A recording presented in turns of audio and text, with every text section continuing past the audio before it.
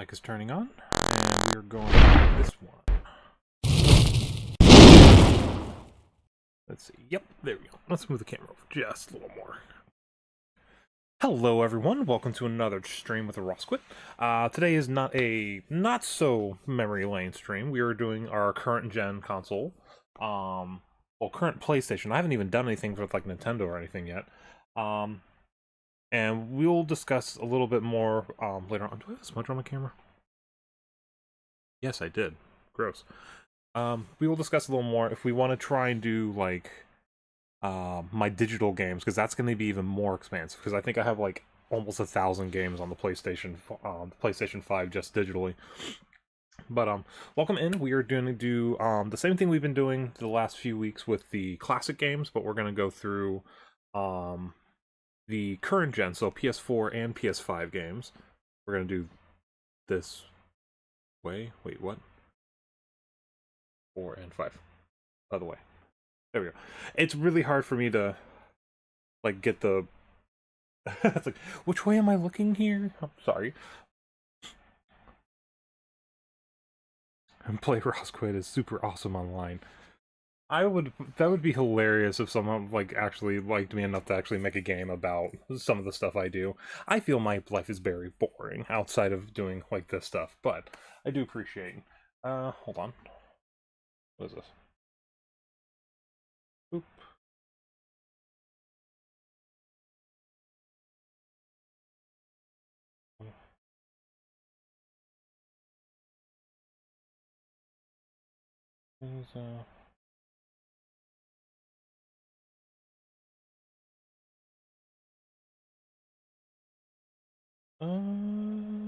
Okay, I'll look into that afterwards.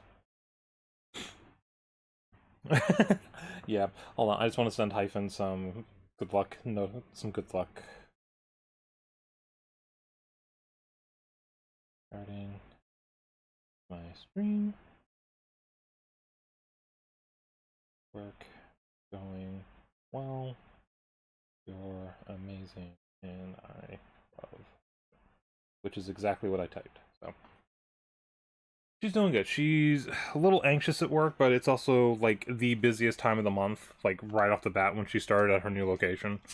They had, like, a new technical process going through, so they had to, like, revamp everything, and then, since she's in a financial institution, it's the beginning of the month, so, paychecks, rent, and everything else are hitting all at the same time.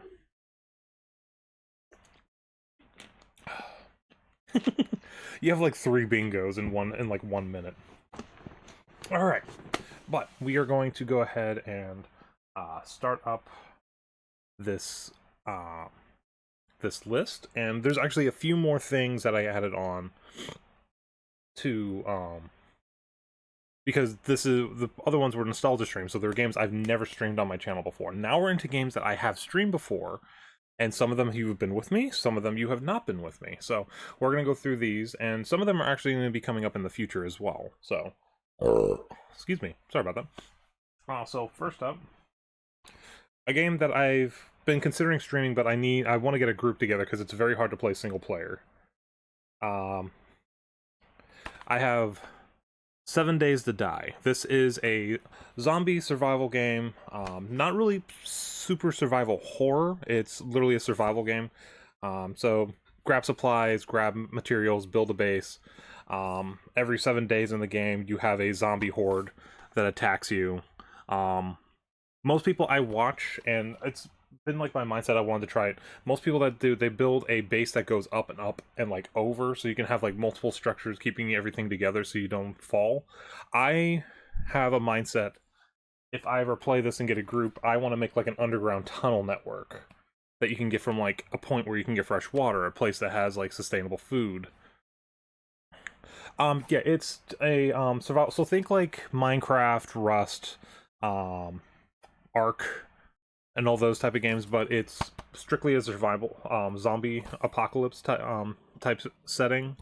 So I've played a little bit with my brother. We really liked playing it. I haven't tried streaming it yet, though, of course. But I highly enjoy it. So if we wanted to either see it streamed or have a group get together and stream it together, I would be all into that. I need to find out where I'm gonna place these games as I go through them. I have to make like mini towers.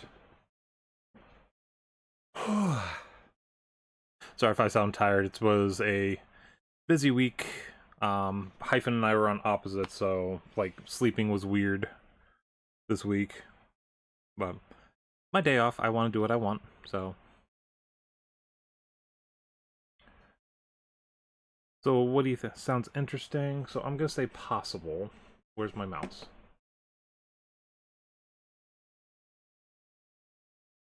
Now is it straight possible, or do you want to go like possible yes, possible no?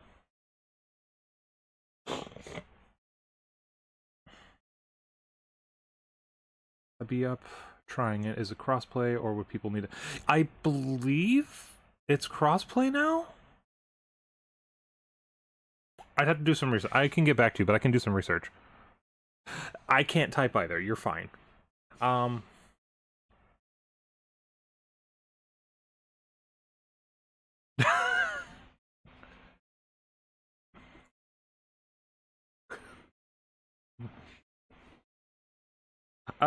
I have a feeling if I sent her puns, she would know what's going on.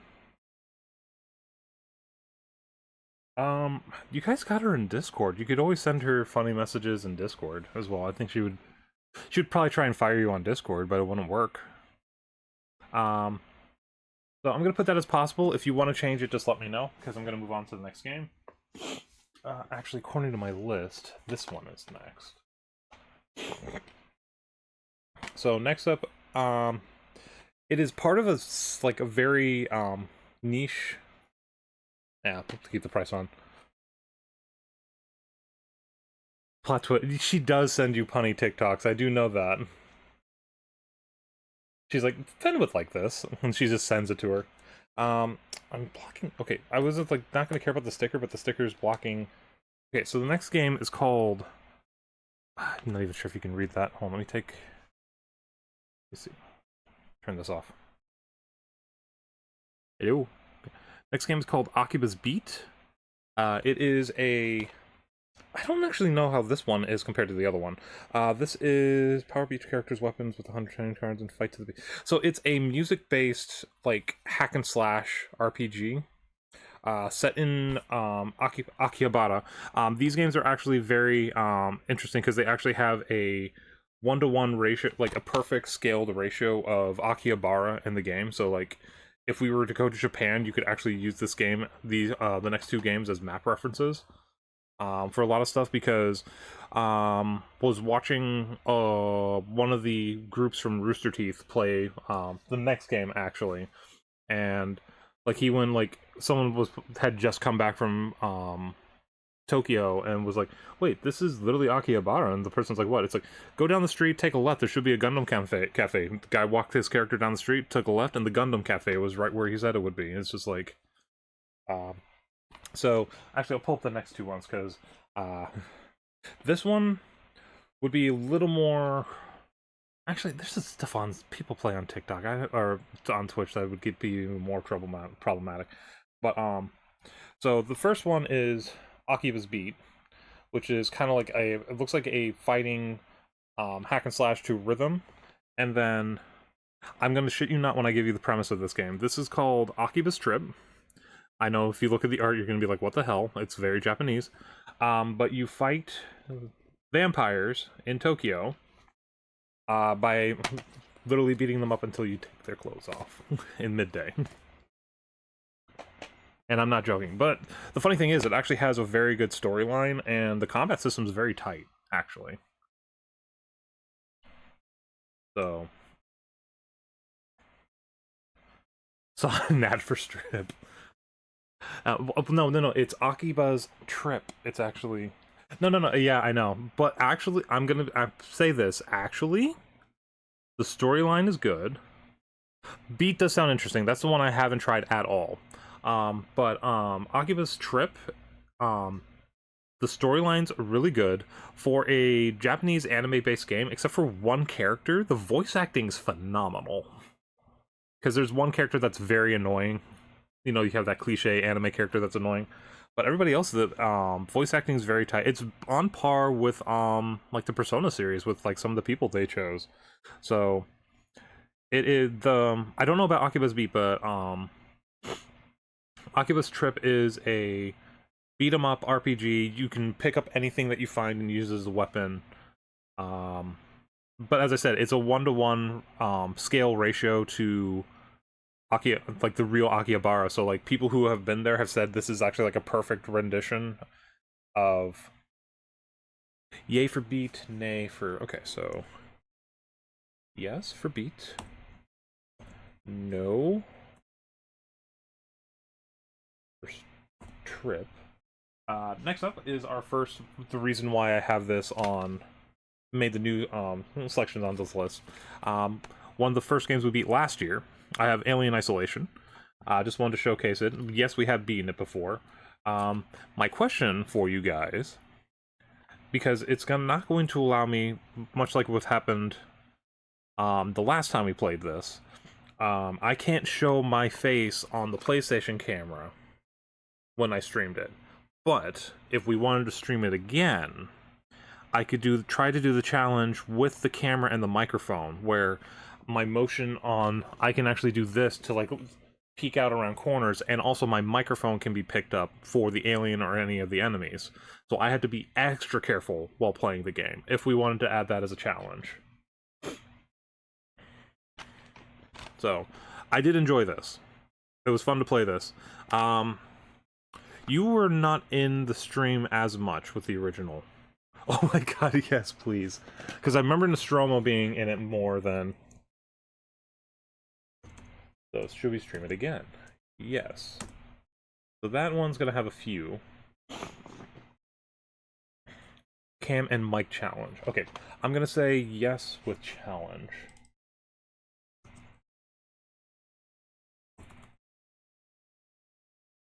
I will say one of the funniest things I've ever seen for that game with that scenario is someone got caught by the alien because they farted. And I'm not joking, like literally like he had like a scare fart and then the alien came around the corner because it heard it. Next up, we have Alien Fireteam Elite. This is a game that may not be something that I do on my own. I have one of my friends, Nostromo, who comes into the stream from time to time. He plays this. I might join into one of his streams, or if I know he's streaming it, I might put it on. But it does actually have a story arc, so if we wanted to try playing it solo with some bots, or get like a little crew of our own together, we could try doing that. So this is more of a action third-person shooter. Wave combat, from what I can tell. So very much like more reminiscent to the World War Z games, but in space. So I do have that as well. That's only digital. So as I said, if we wanted to like do a list for like digital games, that would have to be broken down to like 3 or 4 streams probably, because of how many games I have. Also, I would have to set this up so that I would have like images pop up to show the game, because I don't have, they're not physical. I can't pull up a physical copy. So are we good on this like being like temporary streams, doing something like with Nostromo?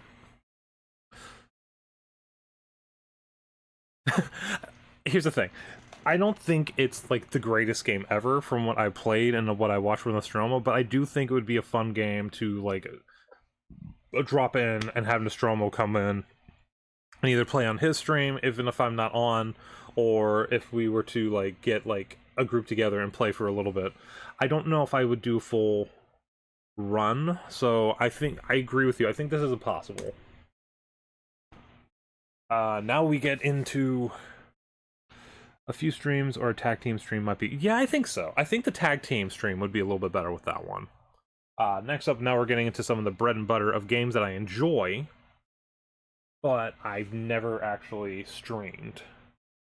So, and I do have part of my challenge, because I have the this or that challenge going on in my head for this, for like this year, maybe next year. This is one of the ones. I don't know what I'm gonna pair this against, but I have Assassin's Creed, the Ezio collection, and I have a bunch more over here as well. I actually have every single one of these for the PlayStation 4 or the PlayStation 5. So first up, I don't know if I should just pull these up and just say like, because literally it's like, oh, yay, yay, yay, yay, yay. Okay, so we have Ezio. We have Assassin's Creed 3. I'll just go ahead and put them because it's all one series. So we have Assassin's Creed 3. We have Assassin's Creed 4 Black Flag. We have Unity, which I've heard has been fixed. So I've realistically, Black Flag is the last one in story order that I've ever played, and I've never beaten it. That's why I never played any of these. But I have Unity. I have Syndicate, which I heard is better than Unity in a lot of ways. I have Origins, which is when they started adding mysticism. I have Odyssey, so Greek mythology, and then I have Valhalla. So I do own everything for the Assassin's Creed series that's on the PlayStation 4 or 5, except for Mirage. I don't know, they never did. Oh, and for digital, I do have Freedom Cry, which is the DLC expansion to Black Flag, where you get to play as the first mate of your vessel. Okay, so I'll go ahead and for all these say possible. If I copy this, I do through this. Yep. Okay, so alright, so we did possible through all the Assassin's Creed. Next up, one of Hyphen's favorite games that I own, because she loves these. This is Aven Colony. So this is a city builder in space. You go on to 6 or 7 different planets, and you have to figure out what makes each planet tick. So, of course, the first one is, first level is a planet that's fertile, has plenty of water, has plenty of minerals. It's the easy go get 'em thing. Not a lot of things trying to kill you, kind of setup. But then you might go on to, I think the second planet is like an ice world, so there's actually plenty of water, plenty of things that you can power. This would probably be a wife quit game. I don't know if we would beat the game on stream type situation, but it would probably be ones where kind of like we were planning on doing a possible Minecraft stream. That'll be coming up later on the list, probably next week's stream. But this would definitely be one she would be interested in. She loves city builders, first of all. She loves the farming game, city builders, anything like that. So this is one of the favorite games that we picked up and played. We have done 1 or 2 YouTube videos of this. One of them with our brother, and then one of them just on our own. Most of the time we do something like this, it's just kind of like a chatting. So yes, and most likely I would not play that on my own, because that is one of Hyphen's favorite games. Next up, this one might be another. Either we try playing it a little bit on our own, or we get a group together with like Nostromo or some other people. But we have Back for Blood, which is the spiritual successor to the Left 4 Dead series. It had a lot of the same developers working on it. Interesting thing about this one, and it's kind of always a turnoff for a lot of people when you hear card-based game, but it's a you choose cards from a deck, or you put together the deck and you draw 4 or 5 cards from the deck, and that are the boosts that your characters get. So like, you might be playing as, I actually got screwed over in one of the playthroughs that I was doing on for solo, because I was a character that was very meant to be like the precise shooter, which, because I'm PvP, I'm a great sniper, but or PvE, I'm a great sniper, but I also like having a little bit of a speed, so I like using marksman rifles, DMRs, not straight snipers. But I picked up a card, I was like, what is this? And it made my car melee only. Like, all of a sudden, he's just, I think he was like roid raged or something, so he got like double or triple melee power, but he could not use a gun, which made the entire playthrough pointless with the character I chose. But it's a but it is a good multiplayer game. So I don't know exactly how well it would run if we did a single player. I would not mind doing a single player run just to see, but I know this game is more fun on. So possible, yes. But I know that game is probably a lot more fun if you played it in a group. But I'll still say possible. No, give me that. Possible, yes. Next up, another game I've never. Wait a minute. No, we're in the right spot.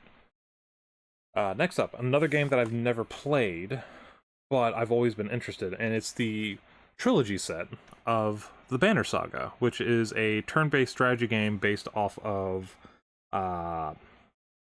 Nordic folklore, or like Viking folklore or Viking history. I don't know exactly the premise of it, but I know that it's a turn-based strategy game, which I'm usually pretty decent at, but I haven't had a chance to play this yet. But I'd be definitely willing to give it a shot. Lost my train of thought. But this is something that I think would be interesting to play. It's got a beautiful art style. I can't really... I don't know if it's going to focus on the art style on the back, but it's got like a very beautiful, like almost like early 90, like mid to early to mid animation style. So possibly yes. Viking history is always great. What?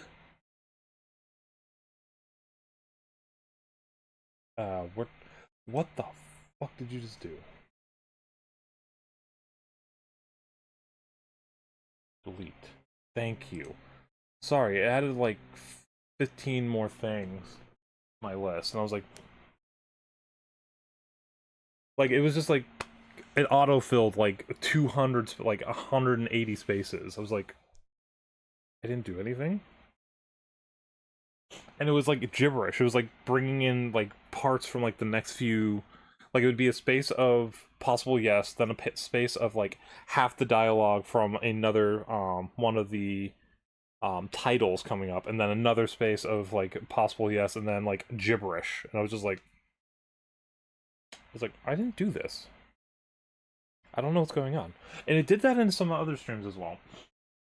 Now, a game, if I can get it to work, I know that's always a bad thing to say that when I bring up a game. If I can get this to work, I would love to do a solo playthrough of this just to laugh. Because this was I played the first few levels of this, and I was laughing my ass off because it was one of the funniest dialogues I've ever had in a game. But I don't know if the game is still up and running. I would have to do research on it, but it's called Battleborn. It's a first-person shooter, hero shooter. Came out the same year as Overwatch. The difference is this had an actual campaign mode that was very well written. The cast was hilarious. But unfortunately, the game was overshadowed by Overwatch. And it just couldn't compete with that game. And I don't know if the servers are even still up. I don't know if you can. If the servers are down, there's a possibility I could still play the single player. But I don't know. I would love to. So we'll do the possible because there's the inevitability that it may not even run, which is unfortunate because I was super excited for that game. I played it for about a month. I played for about a month straight, and the funny thing is I only did the first 2 missions, but I did the first 2 missions over and over and over with other characters to see like how the banter would be, and each one was hilarious. So I'm sad that game didn't get as much promise. The multiplayer was really hard, was one thing. But the thing was, it was Gearbox not doing a looter shooter, because it has some things that are very reminiscent to the Borderlands games, which I should have some in here as well. The issue was when you were doing the multiplayer, because even in the story arc, even the story mode, they had like MOBA settings, where it's like you had skills, you leveled up the skills, and then you chose a branching path for each skill per mission. So it's not like you kept the abilities per round, you just kind of did a new thing, but it made it very, very um, interesting, and you could actually replay missions and try different branching paths for your skills, which a few of those I did do with like a character 2 or 3 times just to see like what each skill would do, which made it very interesting. And actually, until they killed it, that's actually what Overwatch 2 was supposed to bring with their story mode that they were promising that they have scrapped, was that you would have the ability to make branching paths with your ability. So like I know they were speculating when they were doing, like, say, like, Tracer was supposed to be, when she blinked, she had the ability to, if you blink through an enemy, they would just take damage. Or if you blink through an enemy, you would leave a landmine, and either where you landed or where you started. So, like, you would have the choice of, like, doing different things. Battleborn already did that. But the game never took off, which I'm sad, because the game is actually, I found that to be a lot of fun. So, now we're going into a game that I've definitely beaten on my channel. I've beaten this on my YouTube channel, I've beaten this on my Twitch channel. This is one of my favorite survival horror games. I know it's probably campy for a lot of people, but Bendy and the Ink Machine. This is one of my favorite survival horror games. I love the aesthetic of this game. It's the like 1930s, 1940s, like what is the term for that art style? I forgot. But it's like Popeye and oh, I'm just like blanking on a lot of the characters that this is based off of, but this is one of my favorite survival horror games. This has a amazing twist in it. If you haven't seen this, I don't care how many times I've played and beaten this game. If anybody wants to see this again, I will play it again. Plus, on my digital collection, I just picked up the sequel finally. So, they did finally release the Dark Revival for the PlayStation. I picked it up like a week and a half ago. But, this is one of my favorite horror games. It's not terribly scary, but the lore of this is very impressive for what this person did. I think this was developed by one person, or like a very small group. I don't know about the sequel, but so I agreed. Wait, what? Oh wait, that's the wrong. There we go. So we want this one. Okay. So I think a lot of these, much like I've said with previous ones, is if I do these games again, I have to do a challenge. This one, I would probably need to have a guide open while I play, because I've never platinumed this game, because there's 2 trophies that have eluded me. One is to collect all the soup cans, which I would need a strategy guide just to make sure I could get a count of how many are in per room. And then second is killing the director with the director monster with the Tommy gun, because I never figured out how to get the Tommy gun. So I think if we're gonna do Bendy and the Ink Machine, I don't need to do it for Bendy and the Dark Revival. That one I would just do a playthrough that's just for fun. But I've never platinumed Bendy and the Ink Machine, even with how many times I've played that game. So we'll do.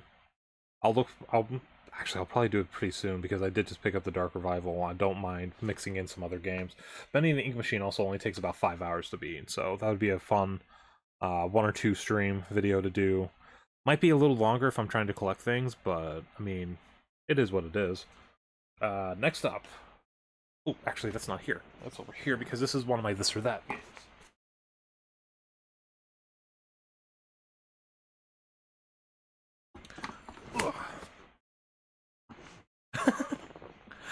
I try to just be. Oh, my chair shrunk. Give me a second. There we go. I'm tall. There we go.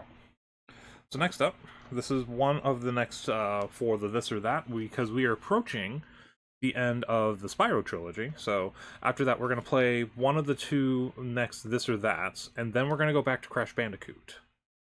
Because with the way I'm doing the this or that, it's this game, that game. Whatever loses is replaced afterwards by the next one. Thank you. That's what it is. It is kind of the rubber hose animation. Actually, no, it is the rubber hose animation because it's Cuphead was inspired by.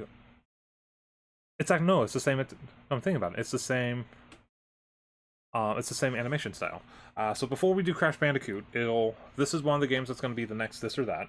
So it's going to be a possible yes guaranteed. But I have the BioShock trilogy. So this has BioShock 1, 2, and Infinite. In my personal playthroughs, have only beaten the first one. I've never beaten Infinite, and I have never beaten. it's like quadruple. Yeah, it's like not even questioning. It's like yes. All right, so this will go back up on my shelf for a moment.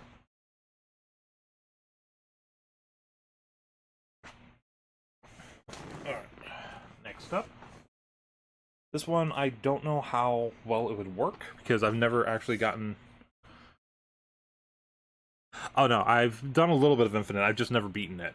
Okay, quick preference, really quick. If we were to do the BioShock games, would you rather do it in lore order or in release order?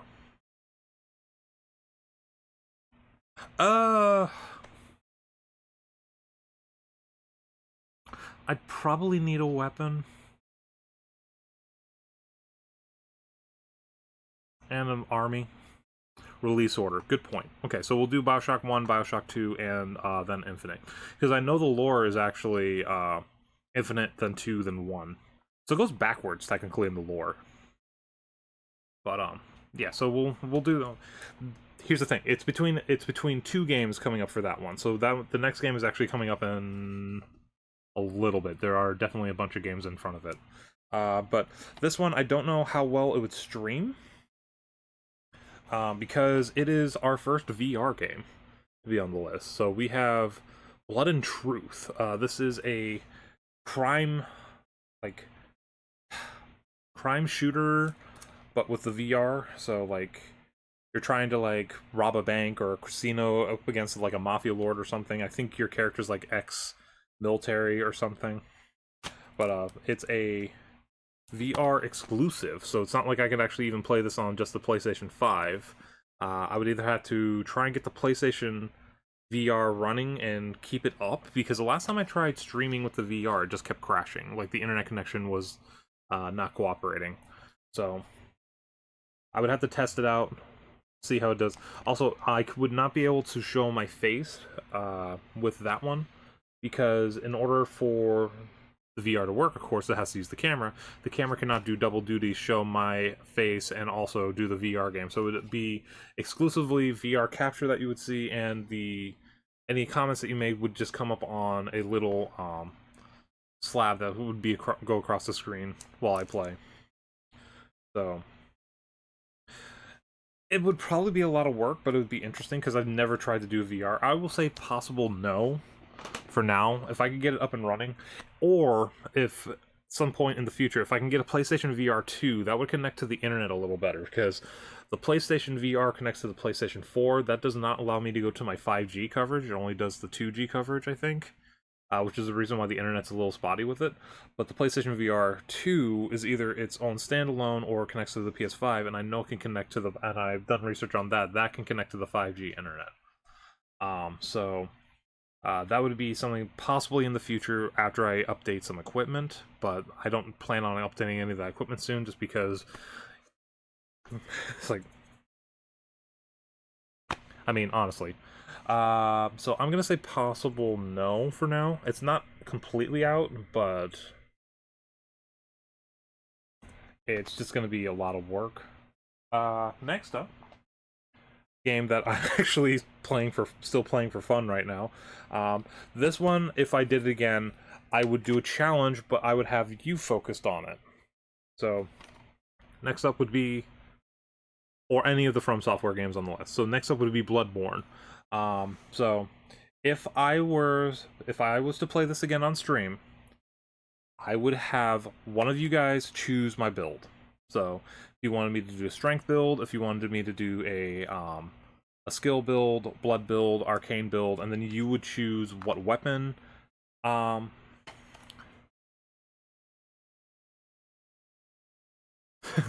so it would be a community guided challenge. So like, do you want me to grab a weapon from the hardest location, or the hardest early game location, and then use that through? Do you want me to use a flame-based arcane weapon? Do you want me to just try and use pistols primarily?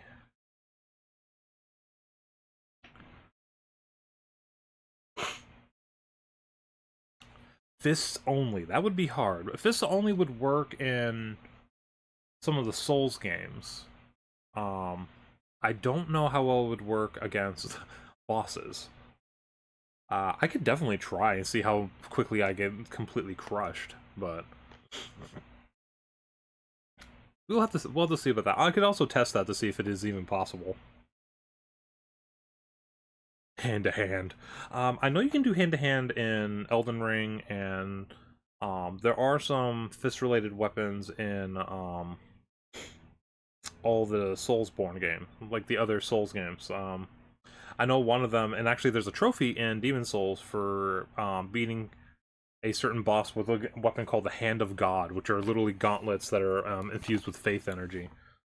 So, are we interested in a community challenge run, or are we wanting to skip this for the moment?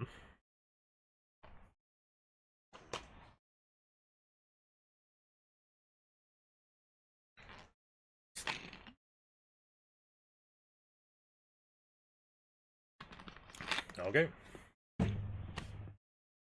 So if we do it on... Alright. Most of the games that are going to be replays for me, or replays with you guys especially, because if it's a game that I've played with you guys, then it's going to be yes with a challenge. So it's very much like when I said, like, last year, it's like, if I play a game that I haven't beaten, we just play it through until I beat it. If it's a game that I have played before and I want to beat it, I have to try and beat it 100%, or add an extra layer of difficulty on top of it for me. So next up, one of the prettiest games, in my opinion, one of the prettiest dark games that I have on this. We have Bloodstained, Ritual of the Night. This is a indie game. I'm sorry, I'm really burpy today. This is an indie developed Metroidvania game. Challenge is no automatic, yes, from Fen. So you know what this is. My challenge is no armor. Which game, Yuki? Because some of those games actually give you benefit from having less armor. Especially if you have certain builds. I know there's a one build in Dark Souls 3, if you have no armor and a certain ring.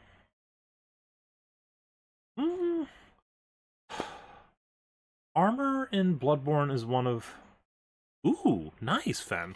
Yeah, this is a game that I was really interested in, and this is one of the last games I did on my YouTube channel before I stopped doing primarily YouTube and switched to Twitch, and I haven't gone back to it. But I would definitely restart this, and Fen seems very interested in it, so... Next up... Gonna bring both of these up because they're in the same ballpark. Let's see. This way? Nope, this way. So we got... Nope, this way. As I said, the perspective with my camera. So we have Borderlands, the Handsome Jack Collection, and then we have Borderlands 3. I have yet to beat any of the games off this list. I love Borderlands, and also these would be a game that I would try and get my brother involved with. Spirit successor to Spirit Symphony of the Night, and it's fantastic. It does have the really cool the monster conversion or summon abilities too, which I enjoyed while I was playing it. Also, a lot of the side quests were interesting and really in depth from what I did. But we have Borderlands 2 pre-sequel and 3. I do have the first Borderlands, and they do have the first Borderlands on digital for the PlayStation 4 and 5. Would we be interested in some Bloodborne? Borderlands equals possible co-op stream. Yes. Absolutely. If anybody wanted to join me for some co-op, or if anybody wanted to have me try and do gets somebody that I know online, some friends online to play. So yes. If I could get my brother involved, he would probably be very interested because we both love those games. Actually, I need some water.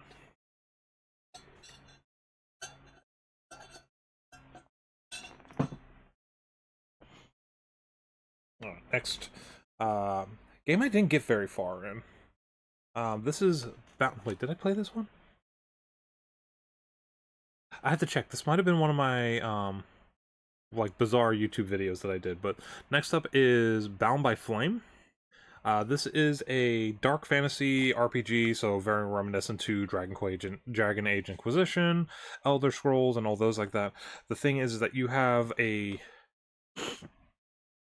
literal inner demon trying to take over your body, and you have to choose to either let the powers rise from within you and become the actual demon, or suppress it and try to be the hero, or a combination of the two. So like letting the powers still come out of you to do certain engagements, but then you still try to do the peaceful option. So I don't know how well this game was received, but I do know that it's from what I can tell, it's difficult, but I don't know how difficult it is. So possible, yes. We all love some dark fantasy. Possible. Nope. Yes. Next up, we got. I know, like, most of my games have the little PlayStation thing.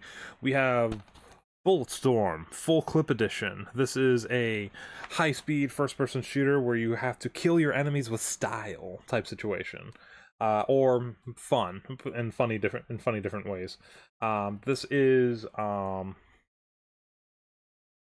played a little bit of this. This is probably has one of the funniest main characters for a shooter, and actually there's a mode in this, or a character selection in this, where you can play as Duke Nukem at some point, because I think this was supposed to be a Duke Nukem game at some point, and then they scrapped it and turned it into this, which, with the way Duke Nukem fell, that's not a bad idea.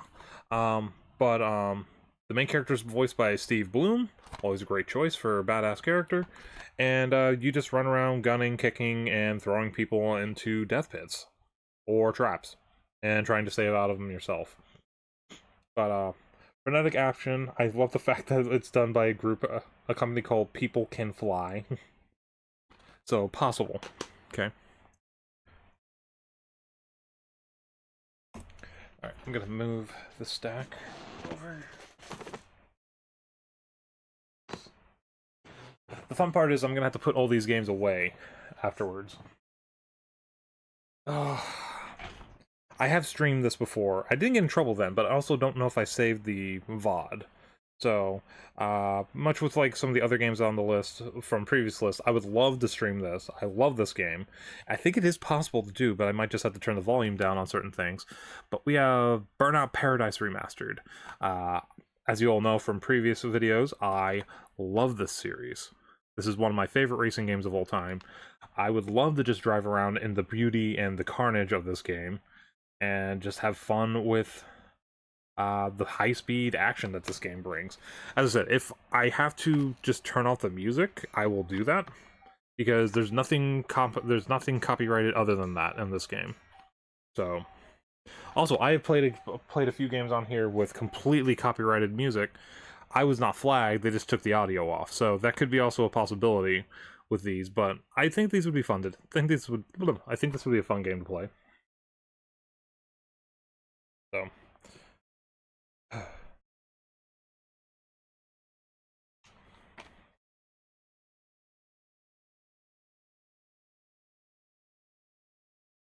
Yeah, some of these games just I see the cover and they just make me smile. It's just like I love some of these games so much. Possible yes with music consideration. That is fair. Whoa, whoa, whoa! What did you just do? Copyright. There we go. Why'd you jump up there? Like, you're not even close to where I left you. Like, literally, my box on my Excel document went from like 29D to to 21A. Like, I didn't hit anything. It just jumped. I was like, huh. Next up for a game. Oh, nope, no. Actually, we have another game in between. We have. I keep hearing people say this is actually like the black sheep of it, so it's underappreciated, but it's really good for the series. I'm also pretty sure this is one of the ones that had one of the better campaigns before they went down, and you probably are guessing can guess what it is.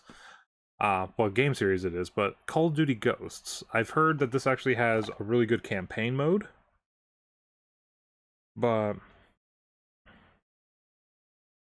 I don't know much about this one. I've heard mixed reviews about it. I think a lot of the mixed reviews was because of the multiplayer was not as good as previous games, or it was just rehashed multiplayer.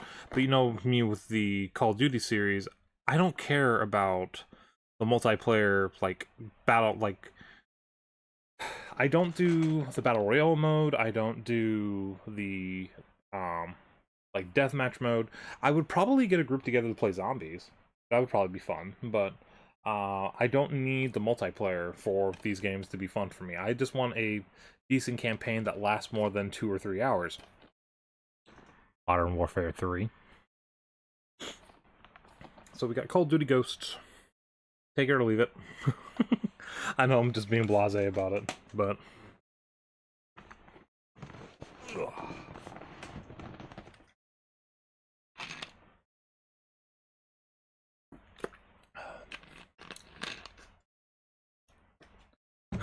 No. I can understand that. Next up. Oh no, my towers are getting farther away from me. Alright, next up, a horror game that's similar to a horror game we beat last year, but I've never played this one. We have the Callisto Protocol. So very reminiscent to the Dead Space games. Supposed to be the developers of Dead Space worked on it. I know there's like a controversial ending with the DLC, but I don't know. I've never played it. I know it's more melee oriented than Dead Space is. So like parrying, blocking, knowing when to strike, knowing to like get enemies to separate away from each other so you don't have like multiple enemies to fight at the same time. Whereas Dead Space, you kind of wanted them to group up so you could hit them with like a powerful like firearm attack. But I haven't played this yet. Was interested, but I don't know. I don't know much about this one. I know it's supposed to be very, very like gruesome and gross, so on par or even worse than Dead Space for that stuff. I don't know. So it's body horror like Dead Space. I'll probably I get that from you. I'll put it as possible. It's not like in my top priority, but it's also not one that is out of the scope of me wanting to play. Next is a game that I actually really, really enjoyed. I thought it was very well done. It's more of a walking simulator horror, so not like a lot of frenetic action. So kind of, I guess, more reminiscent to like Alien Isolation, but not on par with the enemy AI. But if I had to compare it, first of all, it's called Close to the Sun. You are a investigative reporter or journalist investigating ship designed by Nikola Tesla in the middle of the ocean. That's supposed to be there to support the greatest scientists, the greatest. Trying to think like how I want to explain it. Pretty much like think. I'm just gonna put the direct comparison. People, it's if BioShock setting, but with an Alien Isolation gameplay, kind of. Except that I don't think there's any sort of way to defend yourself, so maybe more Amnesia. But you go on the ship, things look great as you go onto it, and then you slowly get dropped into like a horror scenario where like you find bodies, you find people that were like trapped in rooms, and they just decided to finish the job, so to speak. But I thought the narrative was actually really, really good on this. This is one of the final games I finished the series of on my YouTube channel. But I've never streamed it on Twitch. Because I finished it on YouTube, I figured maybe I don't need to do it, but if I finish something there, it doesn't mean I don't do um, the games off on stream as well. So there's a lot of games I should probably go back to and try to have fun and do on Twitch, even if I finish them on my YouTube channel. But this is, as I said, very similar setting and feeling to a Bioshock game, but the gameplay is more reminiscent to like an Amnesia or an Outlast style game where your character can't really fight back that much or at all. And also, one thing I was speaking about it in one of my previous videos. The one thing that I appreciate about this game a lot is your character is not a fighter. Your character is not like, it's not like Dead Space where you are an engineer that's thrown into a horror scenario and all of a sudden you just develop the instinct to become like the ultimate alien killing machine. It's like, no, your character is still going to use her brain over everything else in this one. She's not going to fight back. She's not going to try to attack the serial killer that's also among the ship, not including the ethereal entities that have formed. But we can get into that later. I have it on the list because I own it, but we actually did this 100% last year, and you know how much I love the game. I don't know if we need to do it again. This would be if I can actually get Hyphen on board to play this series. So going back to playing Alan Wake, and I think you know what game is coming up. But if I can get her to get involved in the Alan Wake series, we have Control. And you know, with what we did last year, I love this game. But we've already played it, we've already beat it, and we 100%ed it. So, you want to see it again?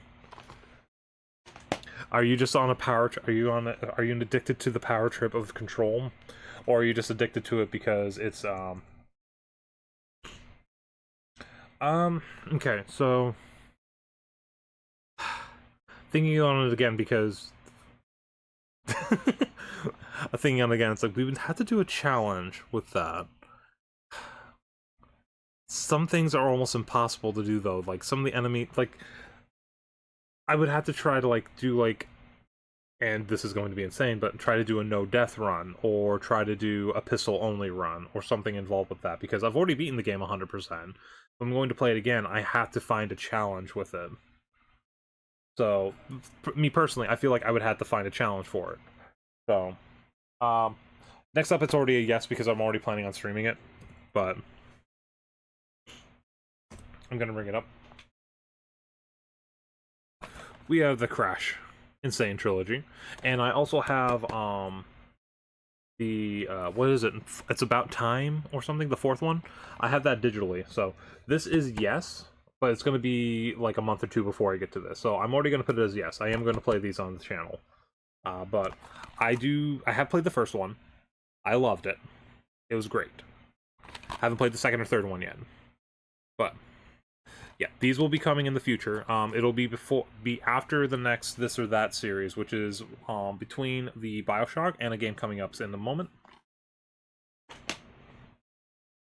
Actually, I have the list somewhere in one of my books of the This or That games, so I can post those on the Discord, or we can discuss them in private, but like what you think about the This or That's. But Crash Bandicoot will be coming up as soon as we finish the next This or That. Because the loser gets done after the previous one, and then... Ooh, actually, do I want to do a third This or That first? Because if I do This or That, then it's good. Well, actually, no. If I do This or That between two, we finish up the 4 games, then we move on to another one. That can still work. It's fine. I know I'm talking to myself. I'm sorry. The next set of games...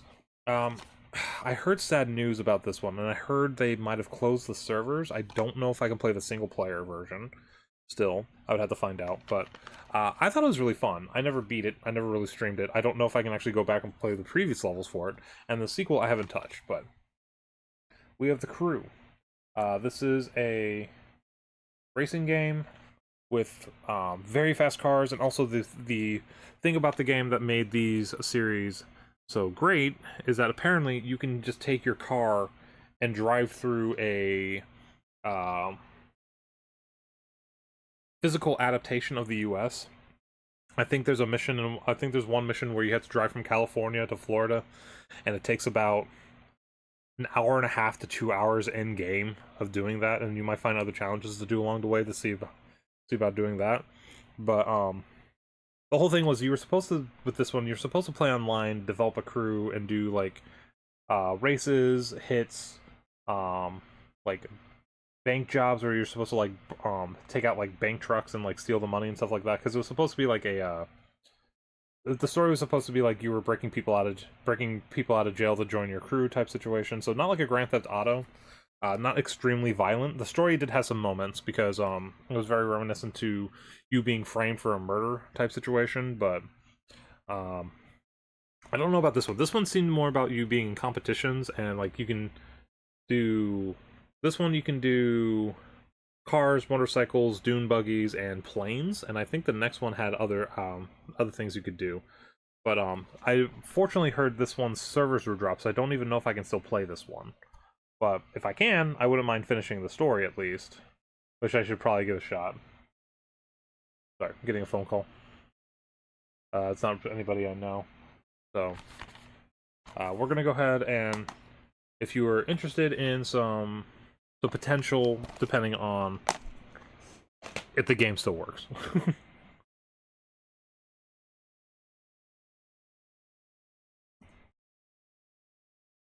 You can stop whenever you want to. I think literally this person closed the call and called again. Now, this one is a interesting indie game. It's got mixed reviews, but I was always interested in it. It's called Chris Tales. It was I actually don't remember if it's turn-based or an action RPG, but the fundamental premise of it is that you have to experience the past, the present, and the future in real time. So you can actually choose an attack, pause your character for a moment, go to the future, and see what it would do, or see what action. You can actually make a choice, go to the future, see what it does, and if you don't like it, go back to present time and change it. So it's a lot of like, from what I can tell, it's a lot of butterfly effect type stuff, but minor consequences? I don't know, to be quite honest. But I know there's a whole premise of like using like different times to like figure out what happened. So like you're trying to solve a murder or something, and you can actually pause the murder scene, go back into the past, and look into the situation and see what happened or something. Like a scenario like that. I don't know if there is one in this, but like you can go back into the past of like a building, see what happened, and then you can try and come to the present and either fix it or tell someone what happened. But I haven't played it yet. I was curious about seeing it and trying it on stream, but it's got a very pretty art style. And as I said, it has time manipulation abilities, and I'm just kind of curious about it. Best sleeper hit of E3. Oh yeah, back when E3 was a thing. best sleeper hit of E3 2019 is like, oh. Okay, for the online aspect, no. For the single player aspect, actually, this is a really fun game, and it's going to go along with the one from before. We have CTR Crash Team Racing. So much like the other ones, this is the remastered version of the amazing racing game from the PlayStation. It's like, you didn't even wait. It was just like the finger. It's the whole like shut up and take my money thing.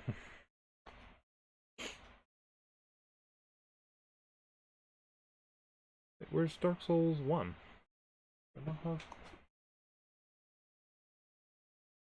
Hold on. Is it this way? Insert. Yeah, there we go. Hold on, I'm gonna fill something in really quick.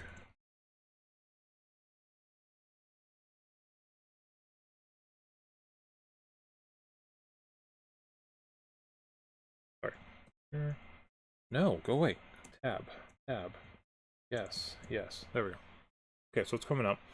And now for a game that I've been highly recommended from a friend. It's been considered one of the best games I ever made after it was fixed. But I have... Oh, wow, shit, hold on. There's a ton of stuff in this. What? I haven't even opened this. There's like a ton of like artwork and stuff in this. I'll put this off to the side. I got Cyberpunk 2077. So this is now been considered one of the best games made after it was fixed by CD Projekt Red. Um, Also, this has the ability to become streamer friendly. You can actually take the licensed music off. You can turn the licensed music off and put on uh, like custom made music for the game, so it would sound like music that you would hear on the radio, but it's not going to be music from the radio type situation. Also, this thing is very flimsy now that I took out all the artwork. You're going back.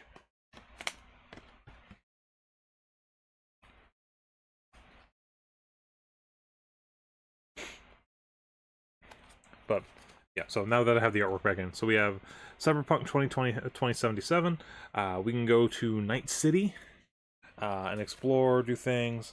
I know we have to be careful with possible, yes, agreed. I know we have to be careful with adult content as well, but I believe as long as you don't just fixate on those situations, then it should be okay.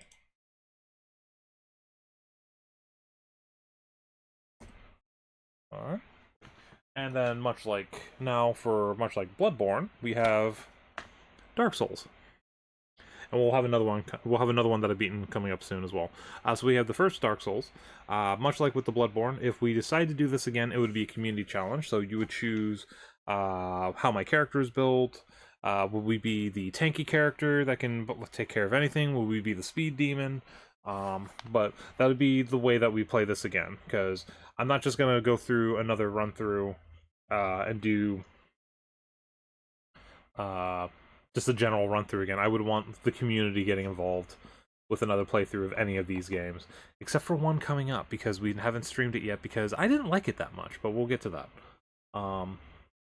But Dark Souls 1, if we're also still interested, much like the Bloodborne, I will add it as a yes with challenge.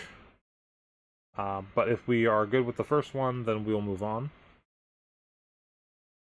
So, and then while we're doing that, as I was saying,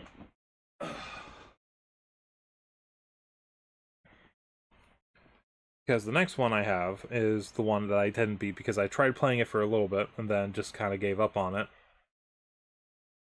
Soulsborne game equals challenge mode. Excellent. Okay, so then we'll say yes, and then we'll say yes with challenge. And then next up is the one Soulsborne game that I have not played. Well, actually, no, there's technically two. The other one's going to come up later. But Dark Souls 2. I tried doing one stream of this, and I just got a headache. It was not as user-friendly as 1 or 3 in different aspects. I could try it again just to see about, like, see if I can get through it, because I know there's a lot of bosses in this one, but... And I don't know if the lore is as good as in some other ones, but it is what it is, as they say. But I just couldn't get into this one. This is the only one from the series that we played that I never beat, because I played it for about 2 hours. I felt like I was banging my head against something, and I just couldn't get through it. But it could be different from me actually playing all these other games if I could actually get through it. So if we're interested in seeing me try to do this, then we can definitely go for it. If not, we can still put this on the shelf and see how it goes. Oh no, there it is. I see what happened. Delete this. This is yes. There we go. So if we're interested in seeing me try to do Dark Souls 2, then that's cool. If not, we will work through, I can see that. I'll say possible no for Dark Souls 2. Like, it's not out of the realm of possibility of me doing it again, it's just I could not, for the life of me, figure it out. Granted, I could also have that headache with a game coming up, from the same series coming up. We'll have to figure that out. Next up, a game that has been controversial now because Sony has said they're not going to release a sequel, even though the game is doing better. I have yet to play this, and I think it would be interesting to do on stream. We have Days Gone, zombie survival game, but the ability to have hundreds and hundreds of zombies on screen at one time chasing you. or to trigger them to go after other people as well. But I heard this game was doing a lot better since the patches. Unfortunately for Sony, it didn't sell as well, so they're already decided they're not going to make a sequel for this, even though a lot of people say this is one of their favorite games that came out from Sony for a long time, after it was fixed, of course. I feel like, unfortunately, I feel like that has to be said for a lot of these games. It's like, the game comes out poorly, it doesn't receive what it needs to, and then it gets dropped by the developer. Even though the developer or the publisher drops it, the developer continues working on it afterwards, makes it into what they need to, and then it's a absolutely diamond game. I have yet to play this, but it's always interested me. I forget what they call them in this. Face freakers. What they're called. They're not zombies, they're called freakers. But if we were interested in seeing another zombie-style apocalypse game, then we can give this one a shot. Would not mind. As I get the next one.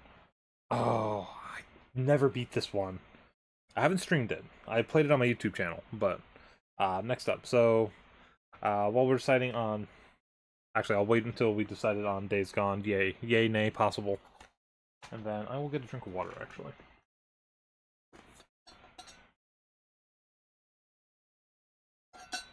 Possible. Okay. So mid-range.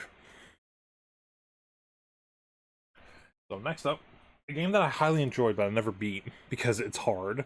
But I would definitely get back into it. I would restart this completely if I had to. We have Dead Cells. This is another great hack and slash Metroidvania style. It's like if you took Metroid and Dark Souls, or the Soulsborne.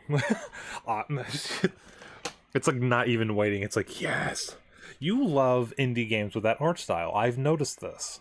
So indie, X-Men, Crash Bandicoot. So PlayStation Classics, indie, and X-Men, and Metroidvanias. Were you? Ben, were you with... Did I beat Hollow Knight while when you were my mod, or was that after? Was that before you became my mod? Because I'll play Hollow Knight again, as well. Hopefully do it better this time. Also, I never beat the Absolute Radiance in my first playthrough, so... next up, we have another zombie game. Of course I do. I have a ton of them. But we have the Dead Island collection. So this is Dead Island and Dead Island Riptide, which is the continuation of the story. It's not the sequel, so this is also a game I've never beat. I've owned this game since it came out, and I've never beat it. My brother has never beaten it, and we've tried on 6 occasions to play through it. I think we made it to the last area, and then we just got stuck. But it's not what it was projected to be when it came out, but I still highly enjoy these games, because it had the most viral video game trailer for a long time. It was very cinematic, very emotional, and then the game came out and it was just a traditional hack and slash RPG, first person, but I still enjoy it. I always play as the football player in the first one, but if we want to see me kill zombies in a tropical resort, give a thumbs up. If it's a maybe, you know what to do. Maybe. Possible. Alright. Oh, well, this is next one. I'm already going to put possible yes because we've been talking about it. And actually, I have the sequel. It just takes up a shit ton of space on my hard drive. So, next up we have Dead or Alive 5, last round, and I have Dead or Alive 6 on for digital. So I'm already putting it as a possible yes because we were talking about the fighting game streams and such like this. So this is actually one of the best tuned fighting games. You have really fast characters, you have really slow. You have slow characters that hit hard. You have fast characters that are hard to dodge. This has a good countering mechanic, so you can fight people however you want. This is also the game that's notorious for having the voluptuous vixens, so to speak, for video games. But so I'm already going to put it as possible yes because we were talking about the fighting game streams. But we got Dead or Alive 5, and I have on the hard drive, possible to put on the hard drive, I have Dead or Alive 6. So I'm already going to put it as possible yes, because we were talking about fighting game streams. Next up,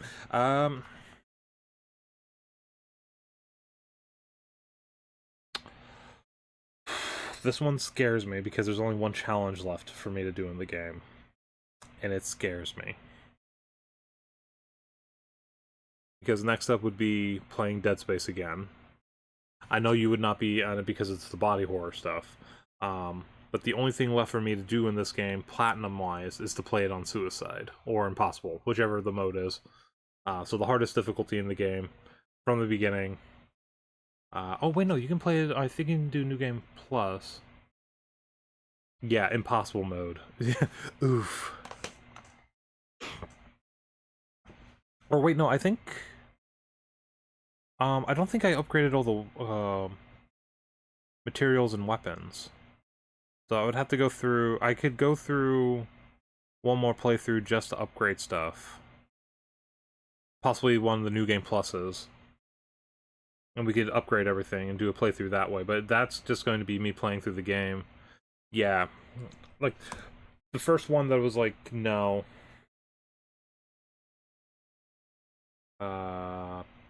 This is another... Next game up is another potential, this or that game for, between two other games. Yeah, I have both games physical as well, so... but the other game wouldn't be until the next stream for looking at this, because we still have a crap ton of games here, and I still have games on my shelf, on the second shelf. But you're still sealed, partially. We have Deathloop. This is going to be another this or that, so I don't know how long in the future, but I definitely plan on streaming this at some point. But this is Arcane Lyon's big hit that came out for the PS5. You are a... how do I was gonna say vigilante. It is going to be... hold on. Actually, are you easy to grab? Wait, actually, it should be...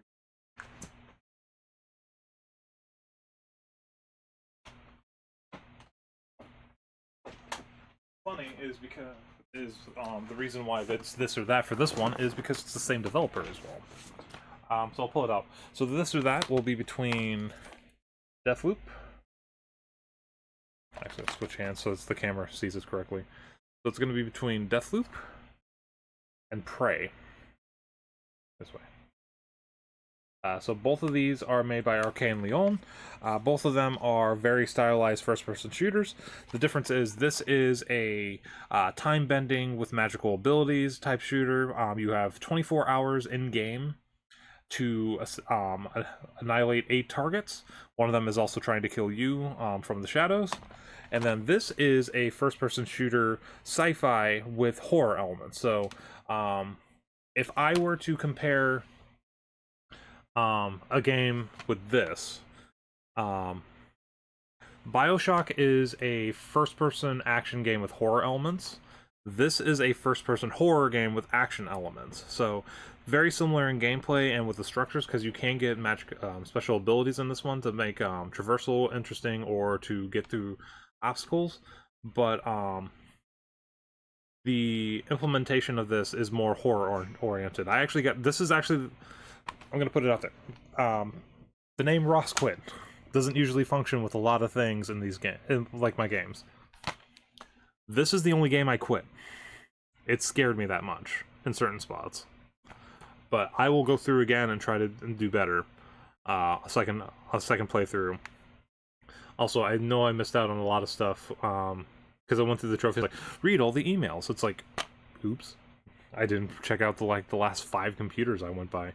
But yeah, so just putting it out there, the this or that will be between these two games. But going back, because this will be for another stream, and I'll try to remember that. But if it comes up next week, then it's fine. Oops, that's the wrong one.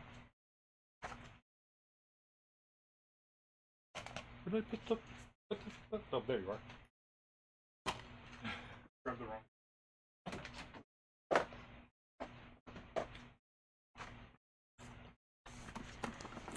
So what are we on? Deathloop. Very stylized, very like 50s, like um if you like kind of like consider like Johnny Quest or like Venture Brother, like Evil Genius things, it kind of feels like the villains are part of like those organizations in this. So it'd be kind of interesting to check that out. I have a sticker on here sealing the game that I've never done. I've never gotten off. I didn't realize it was still on. Oy vey. Wow, it is really hard to get this. I'll get this off later. But are we interested? Well, I'm gonna say possible yes, because I'm already interested in doing that. But are you interested in seeing Deathloop? Because I think the aesthetic is really cool of the game. Alright. I don't even know if this is still up and running. I thought it was adorable and cute. This is more of a party game, though, so I don't know if I can play it single player. Deformers. You play as little, like, orb-like characters, and you have to, like, do, like, sumo matches and other type mini games. I literally think you're trying to boot people off the map and stuff like that. I don't know if there's a single-player campaign, or if it's just like if it's multiplayer only. This would definitely be a like. I'd have to see if it's cross platform, B, if the servers are still up, because I don't know if the stuff is still up and running. But it's just like a cutesy little game. You can turn yourself into a cow, you can turn yourself into a cheeseburger, you can turn yourself into a fat blubbery shark. I'm just looking on the background seeing these and thinking like these are adorable. If there's no single player, I don't know if I would stream this on my own. This would be something that I would have to like try and get like a group together to play. So I don't know about this one. It just looks so. I mean, come on, look at the back artwork. It looks super adorable. There's a cheeseburger. Other side. Sorry. There's a frickin' cheeseburger. So yes, if we can get a group together, or if it's cute robots for the win. I don't even know if they're robots, to be quite honest.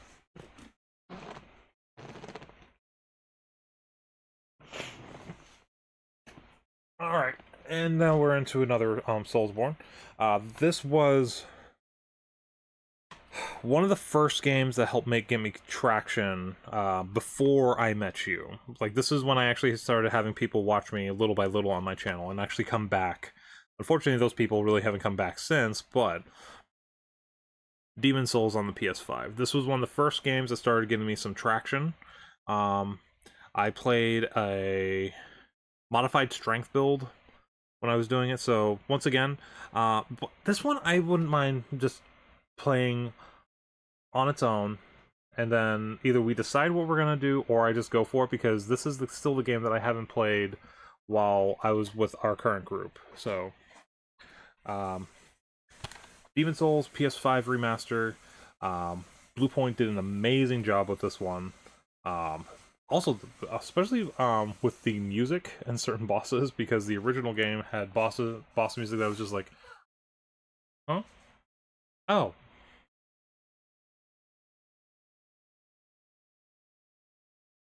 You had it ready after I got home. Oh, I don't. I can take him over next time. Yes. Yeah, I took him. I went over right after I took Annie to work.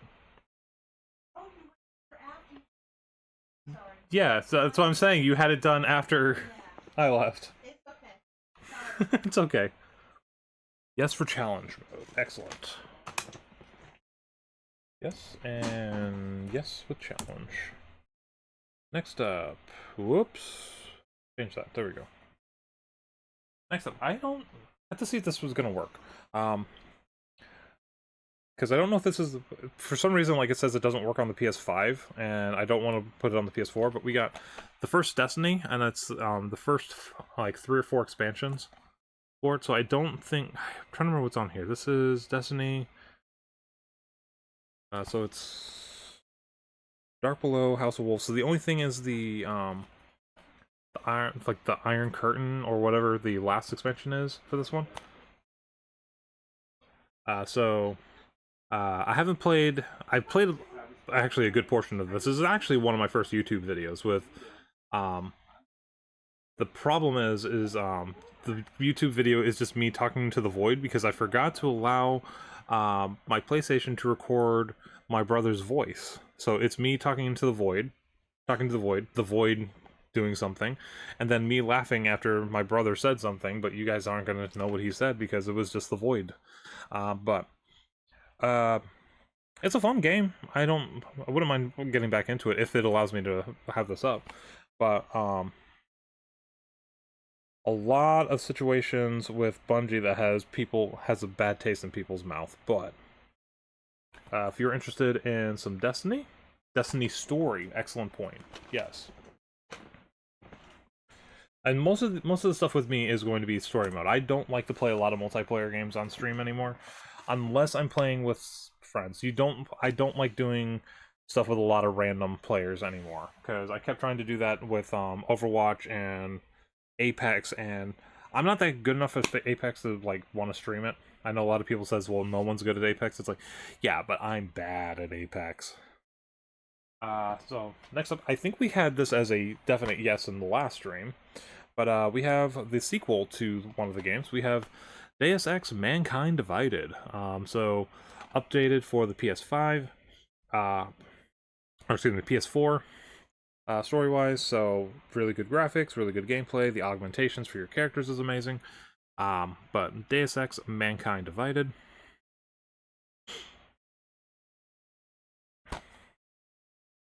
Was this Adam? Yeah, Adam Jensen. I forgot who the character was in the original Deus Ex game. It's not Adam.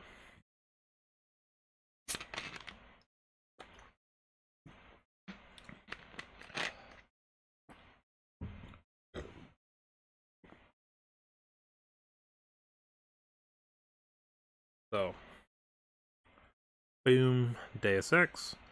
Yeah, because I believe we were interested in the Human Revolution was the Deus Ex game on the PS3. Honestly, they should probably remaster it because that one was really fun.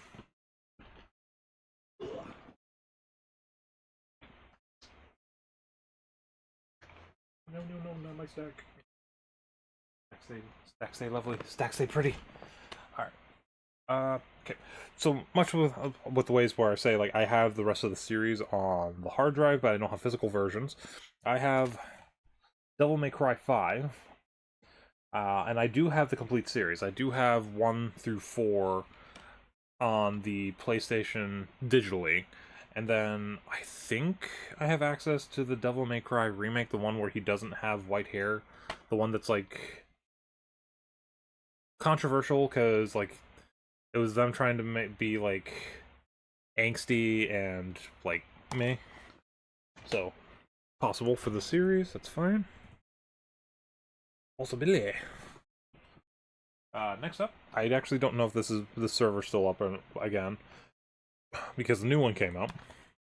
I have Diablo 3, Reaper of Soul editions. I have not played a lot of this. You know me, I do like isometric hack and slash games.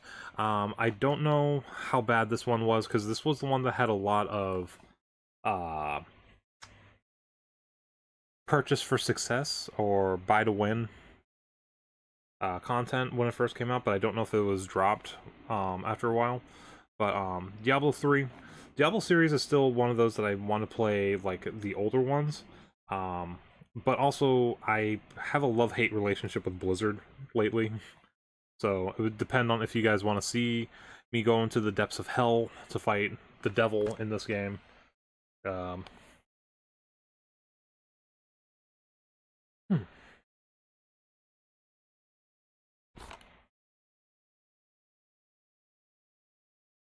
not sure, to be quite honest. I mean, I'm not in a possible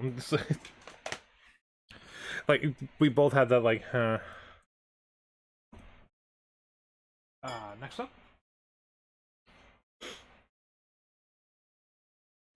So, next up, game series that I like. I've never really gotten far in this game series, and actually we talked about the first 3 games on our first of this stream.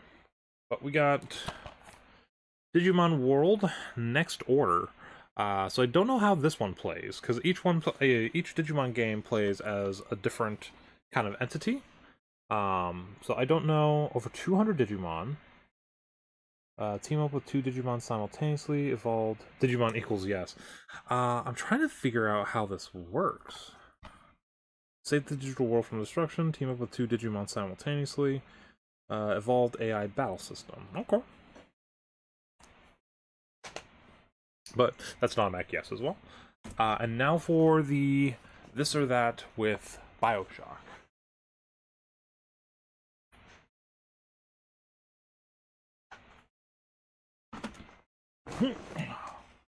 We have the Dishonored series. So Dishonored 1 and Dishonored 2. So I've yet to play these very far. That is true. We can definitely try it out. Try it out for one stream. But I've played a little of the first one. I found it very enjoyable. But this is definitely going to be a this or that coming up. So it's going to be between the Bioshock trilogy and then the 2 Dishonored games. So these are more steampunky? No, not steampunky. What am I thinking of? Is this steampunk? I don't know how I want to say the aesthetic of these are, but they're very like alternate history style, because it's like you're in a it's in like a Victorian era like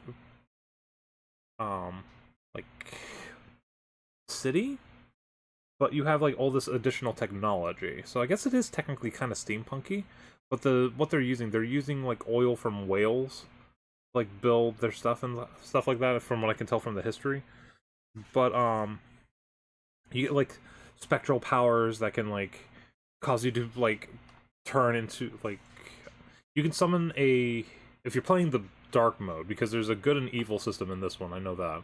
So, well, Bioshock has that as well. But if you're playing one of the dark versions of this, you can rats are like like the the leveling of like how screwed the city is. And there's an ability when you're dark, you can actually summon a like stream of rats to come after your enemies, and another ability you can actually take over one of the rats to like go in and escape situations if you need to. If I remember seeing that correctly. But there's a lot of spectral abilities, at least especially in the second one. But Dishonored 1 and 2 are going to be part of the this or that against Bioshock. This one's going to be over here. I'll move this.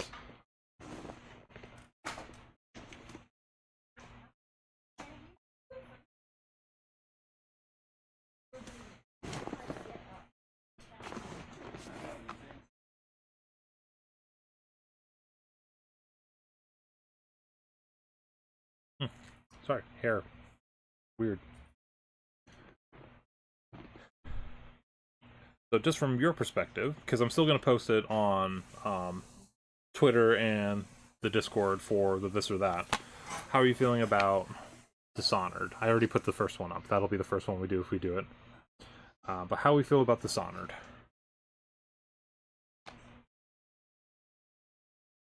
Possible yes. So a little bit leaning, a little bit less leaning.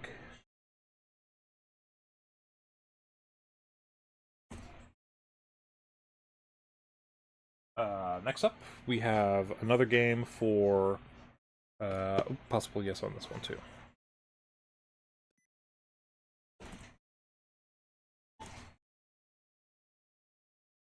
Possible yes. This will be another one for the fighting game stream. So it's already going to be a possible yes, but we have the Dissidia Final Fantasy NT. This is the updated one that has like 30 Final Fantasy characters to choose from to fight. I think? I'm not entirely sure. But you can have 3-on-3 battles, 1-on-1 battles, you can promote. I forgot that game was a thing. But I'm already going to say possible yes, because we've been talking about the fighting game streams and stuff, but that is a thing that has happened. Next up. Focus Home Entertainment. Yeah, it is Larian. Okay.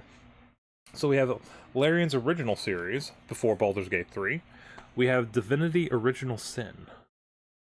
This is another turn-based RPG, very much. I think it's turn-based. Play co-op online or local split screen. Yeah. So I think this is their what they were doing for like the concept for their Baldur's Gate games before they worked on it, or they took the character development from the style game and then they put it into their Baldur's Gate series. But this is Larian Studios' first series. With what they were doing with Divinity Original Sin. I don't have the sequel because I know there's a Divinity 2. Like co-op online or local split screen. So this could be another game also where if I can get Hyphen involved, she might be interested. But possible, I can definitely understand because it's not a game that a lot of people know. Next up, another game that we beat last year. It was part of the challenge, part of the 46 games we beat last year. That and its sequel. If we do it again, it would have to be a challenge, so I'd probably have to collect every collectible, or I don't even know if I could do a no death challenge. I could probably try to do the hardest difficulty, but I probably would be pulling my hair out. We have the Doom series, which was one of the first games I beat last year. It's also one of the longest games that I've owned that I never beat before last year, so we would have Doom and Doom Eternal if we decided to try and do a session for that. If not, we move on and we're done, because that was a big thing for last year, was to trying to get as many of those possible. Okay?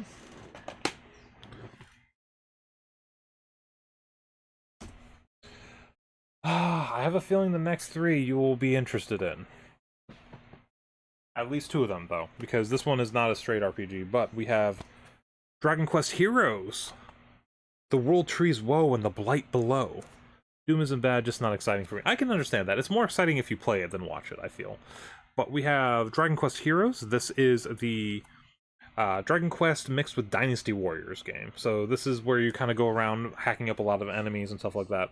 But so the next, I'm just going to say the next two are definitely going to be yes, because I got Dragon Quest Heroes and Dragon Quest XI, which I still have not touched, and I am actually kind of sad that I haven't, but I wanted to stream it. So,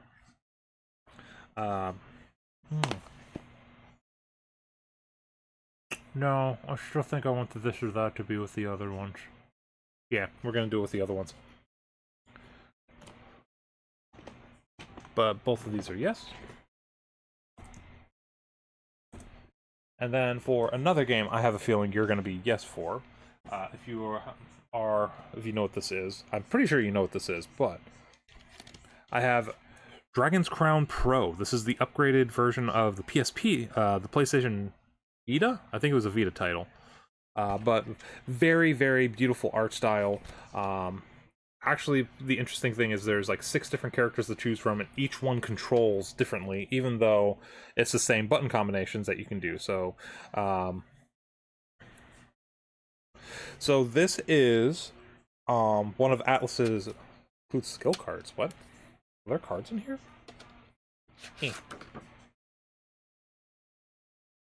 This is one of Atlas's original games.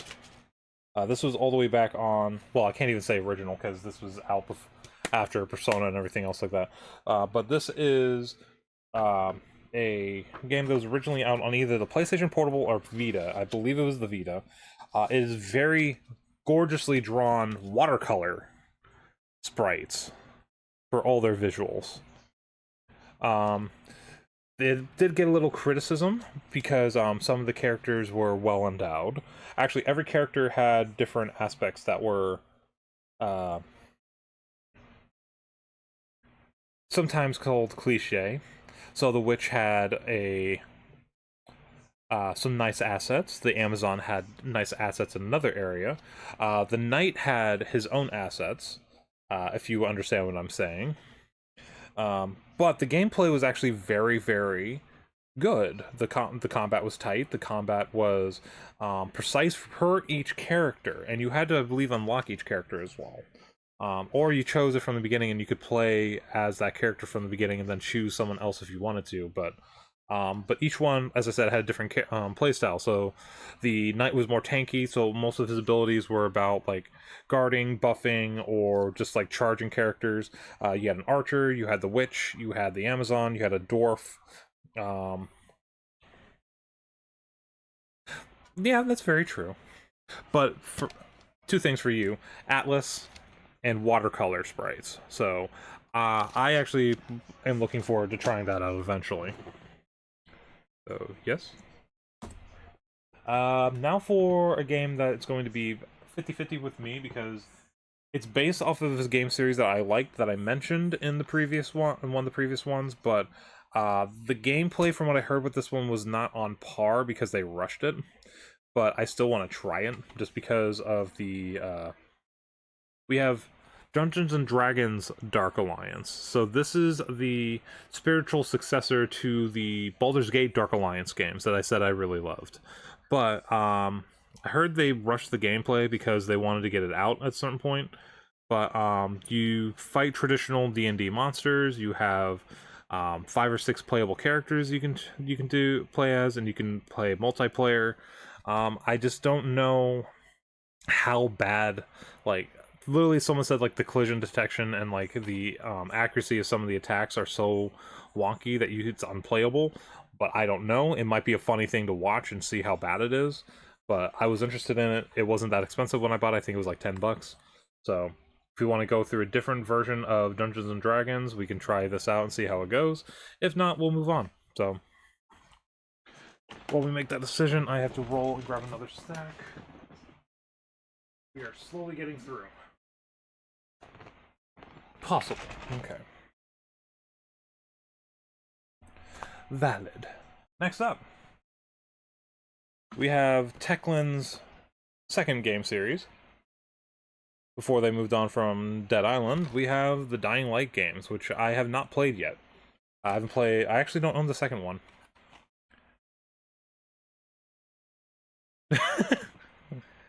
Are we? Are we, Yuki? Are we really? I don't know about that. Hmm.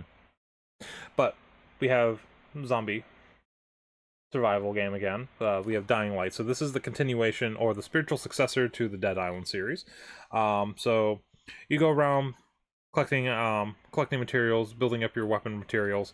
Then you try to have to try and hide during the nighttime because enemies are terrifying at night. And I know there's some zombies that can actually. It's very heavy on parkour elements, so think like Dead Island mixed with Mirror's Edge type situation for this game. Um, but the issue is that in nighttime there are some of the zombies that can actually parkour after you, so you have to be very careful.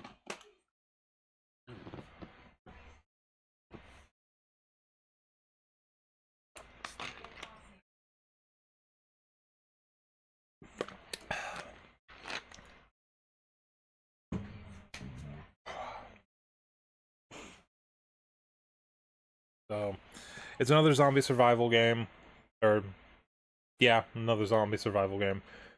It's like yeah, it's just survival. Collect materials, build up your base, uh, survive the night.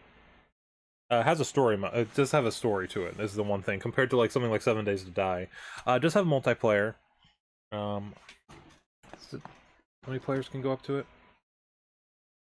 Yeah, up to 5 players online. So sure. And now we are for the other Soulsborne game that I have not gotten to. But this one is just because I haven't gotten to it yet. We have Elden Ring, which I have not played yet. I was trying to systematically go through all the other games last year before I got to this one, because a lot of people are saying you could jump into this one, you'd be fine. But I wanted to suffer, but also conquer all these games. So, Elden Ring, I already know is going to be a yes from me.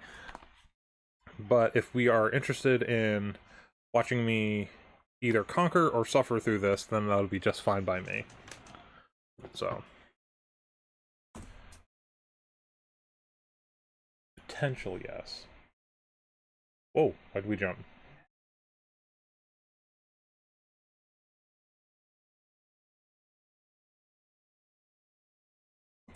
There we go. Next up, it's the same game twice, just regular in VR. We have Elder Scrolls Skyrim, and then Elder Scrolls Skyrim VR. So once again, this one would probably have issues because I would have to set it up and do everything that we're talking about. This one, I could just do my general settings and we could play through it. This one would be more terrifying, though, because I would have to have the spiders or whatever enemies coming directly at my face. That is very valid, from what I've heard. And actually, from what I've played and seen, for Elden Ring, people put Bloodborne and Sekiro, and even sometimes Dark Souls 3 in front of it. But I still haven't. Ow. But I still haven't played it. But spiders. But yeah, we have both versions of Skyrim.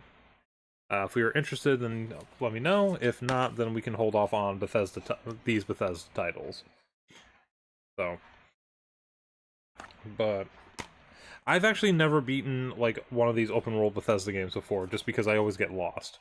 So it'd be interesting to see, but it's not a like I have to do this type situation. So, would you guys want to see me muscle my way through these and actually finish them? Because it's not an issue for me. So possible on both. I'm gonna say possible and potential and potential no. Oh, that's why I'm getting. That's why I'm getting some like weird feedback stuff, because I have potential and potential no instead of. So you're. Have I been putting possible? Okay, I've been putting possible instead of potential. That's why there's weird. Okay, we'll keep it like this. It's fine. Next up, I don't even know if there's like a actual like campaign mode or something in this or whatever. I think it might just be play with friends and have a good time.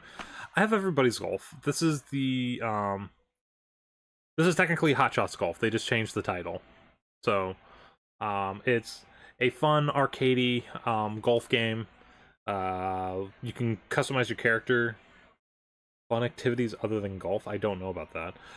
It can be played normally. It can be played in VR. I did try it in VR, and the golf mechanics are very realistic in it, which is kind of cool. But other than that, I mean, a variety of unique online and offline game modes. So, if we're interested in some party-style golf, then we have this one. So,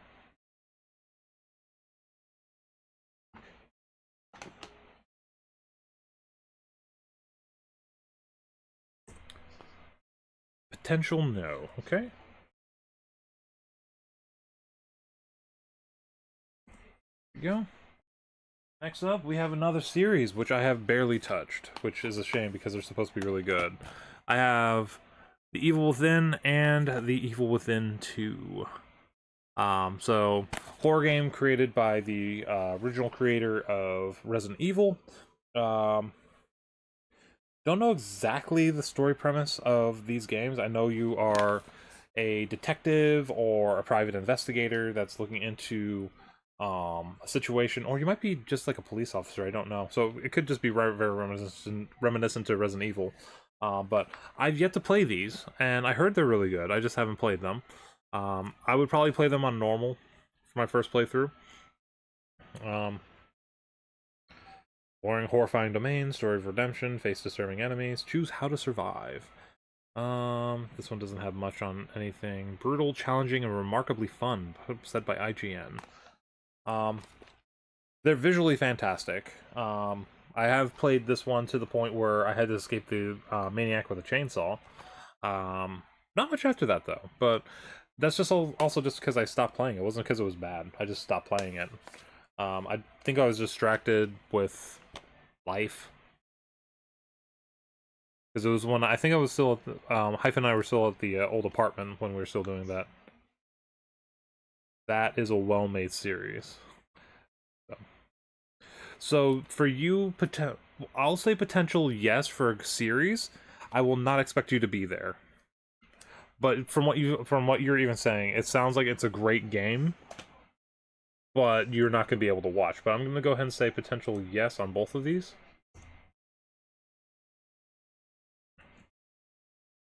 And I think I have a, I think I might have a this or that for that later, but not right now.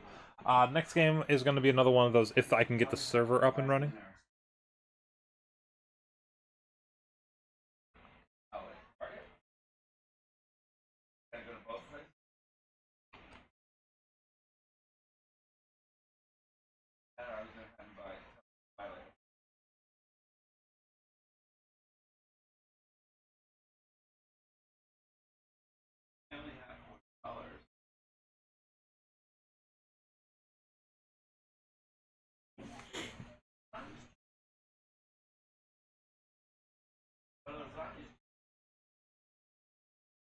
Alright, so next up is game. It's fun, but I don't know if the servers are even up and running because the game killed itself, unfortunately. It's Evolve. I think there's private servers that are still up and running, but I don't think you can just go in and play it anymore, unfortunately. Turtle Rock just added too many expansions too quickly. So you had the base game for $60, a season pass for $40, a second season pass for $50, and they just kept adding, and I think they just killed the game itself. If you need to buy a Stouffer's lasagna, I'm gonna leave you a debit card. Okay. You better walk to Target, and she needs her meds. You gonna be much longer, or? With this one, probably about another half hour or so, and then I can go pick up some lunches while I'm out. But she needs her meds soon. Okay. Okay, thanks. Alrighty. But Hey, yeah, so potential.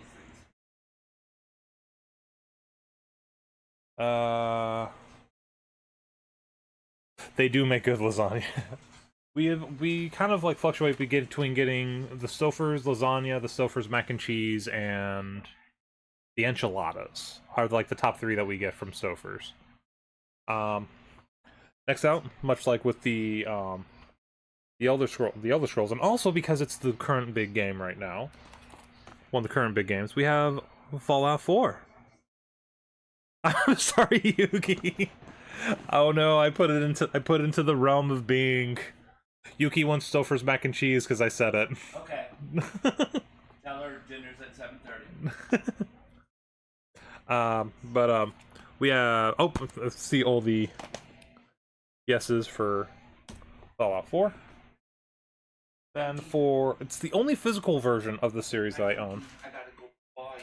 You gotta go work. Yeah. You can sleep on mommy. Tonks can't sleep on you. All right, it's the only physical it's the only physical copy of the series that I own. I own 3, 4, 5, and the DLC expansions for the other ones, but I don't own them physically. But I have Far Cry 6. The big huge tin package. You're currently playing Fallout 4. Awesome. Yeah, as I said, I've never been able to finish any of the open world Bethesda games, but I would sit down and play them. I've actually, now that I'm thinking about it, I did have a this or that between Skyrim and Fallout 4. And the way it sounds with the way things are going, it would be Fallout because everyone's interested in Fallout right now. But I have Far Cry 6.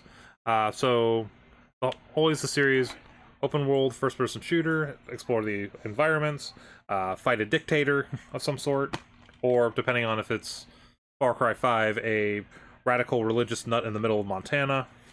Oh, relatives. Oh no, that's a governor. That's South Dakota. Anyway. Bye. Have a good day.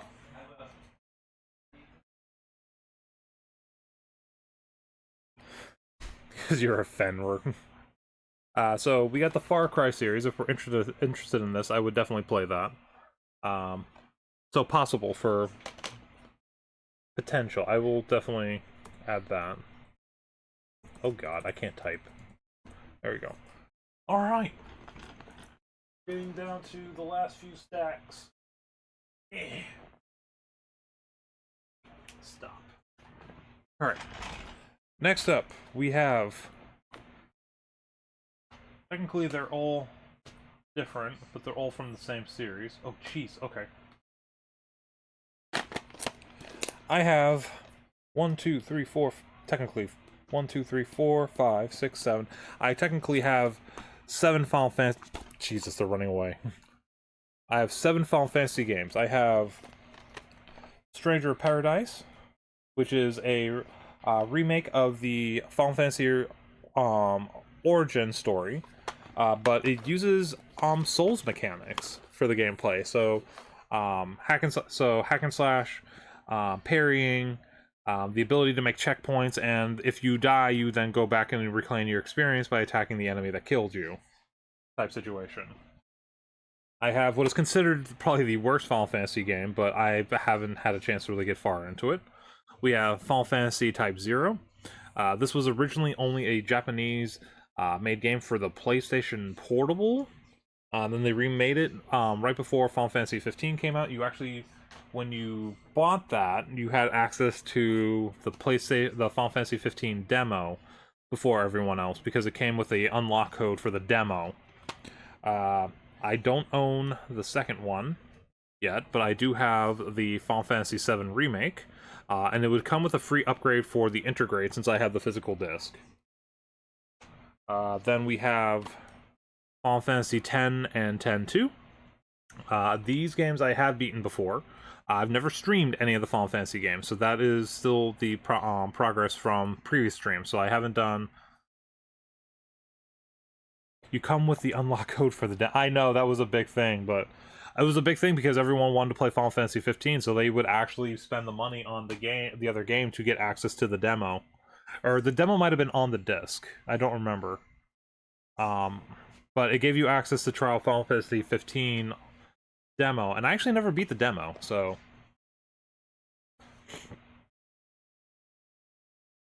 then we have, just talking about the demo, we have Final Fantasy 15.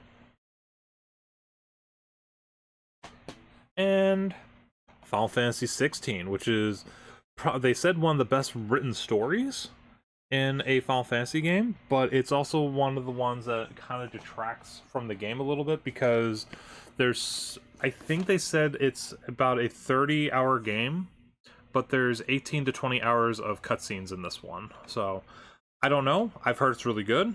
I heard the acting's amazing. I heard the set pieces are amazing. I am ready to play it. But we have I already know Ben's going to give, like, triple thumbs up on all these. But I just want to go through them all. So we have all these Final Fantasy games.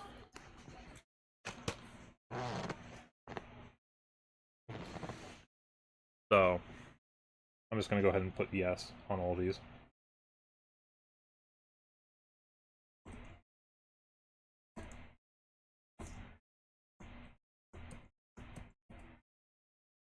Okay.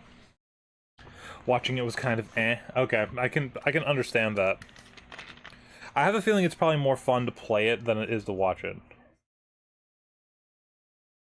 And one of the few games my hub's played. Okay. Yeah, I haven't actually played... I've played Final Fantasy X and X-2, and I haven't played any of the other games yet, so... Triple thumbs up for for all those.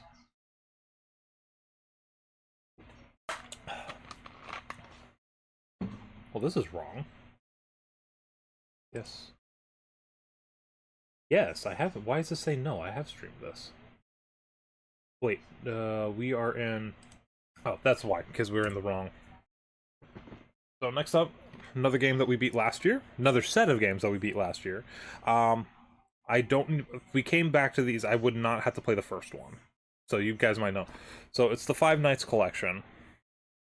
I could not, for the life of me, beat The Last Night on 2. I don't think I would go back to that.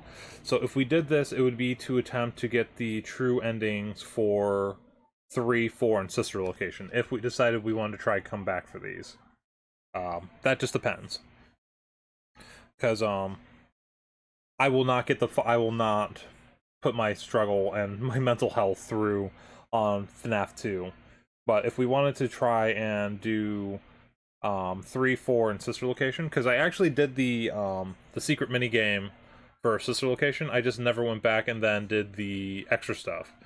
Because you have to do the play FNAF Ross location. I wonder how that would go. Like, what entails in that location?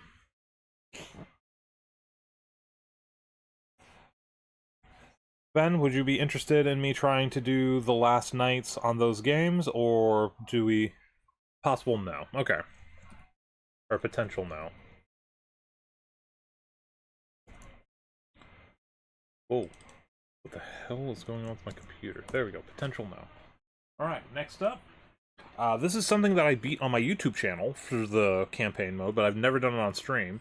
It's actually a very one of the few games I actually played online and enjoyed, because it's a strategic version of Dynasty Warriors, if you guys know what this is. It is called For Honor. I actually don't have the DLC for this either, so it's a hack and slash action game. You can play as a Viking, a samurai, or a knight, and then in the DLC it was called March of Fire. Have a weird love-hate relationship with the finesse. I can definitely understand that. Um,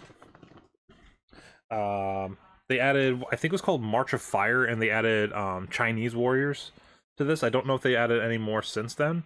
The campaign mode is actually very in-depth. You have to go through each clan's campaign as one character, or one or two characters, or I think you learn each character class, but then it is still focusing on one main character per roster for the campaign.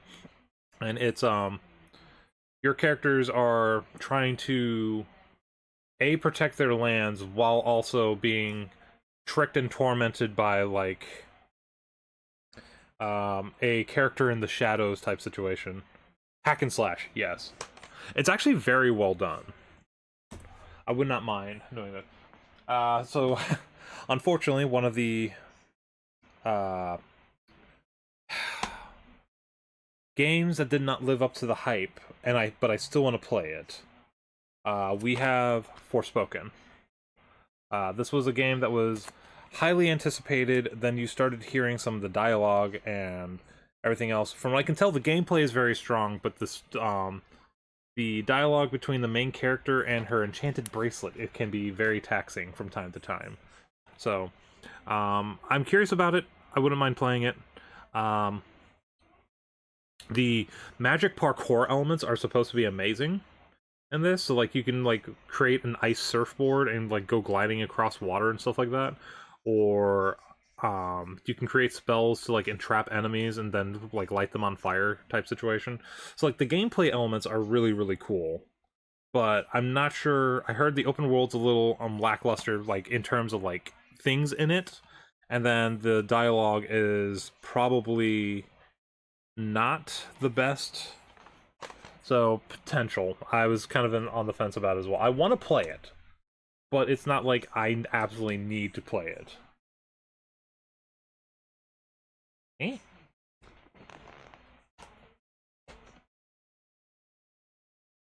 Why are you... Yeah, wait. What?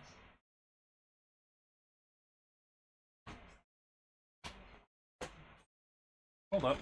We have things out of order. You. And you. Then you. Okay, there we go. Sorry, had things out of order and it threw me off. I'm like, wait, what? And then we have Ghost of Tsushima. This is one of those games that I've been meaning to play. It is supposed to be an absolutely gorgeous game. A lot to do, a lot to explore on the island slash country. I don't know exactly how big it is, but it's one of the most gorgeous created open worlds. The story is supposed to be heartbreaking but endearing. You can play as a stoic samurai that goes through the countryside defending the villagers, or you can be a ninja assassin in the shadows taking people out from afar, or with less proud moments, as I guess they would say. Yeah, I was gonna say, like, that's probably gonna be a yes. Uh, one of my favorite video games from the PS3 remade for the PS4, and I would gladly play it again. We have Ghostbusters, the video game. This is technically Ghostbusters 3. So this is the... I'm way off screen. It's actually this side. This is technically Ghostbusters 3. It is an amazing story. This was written by Dan Aykroyd and Harold Ramis before the passing, unfortunately. but you play as the rookie, who is the you're the guinea pig for all of Egon's projects, pretty much. But you go through, you have to solve a spiritual calamity and fix everything that's going on in New York. What? No, I love Ghostbusters, so I mean, like, this was always going to be one of my favorite games.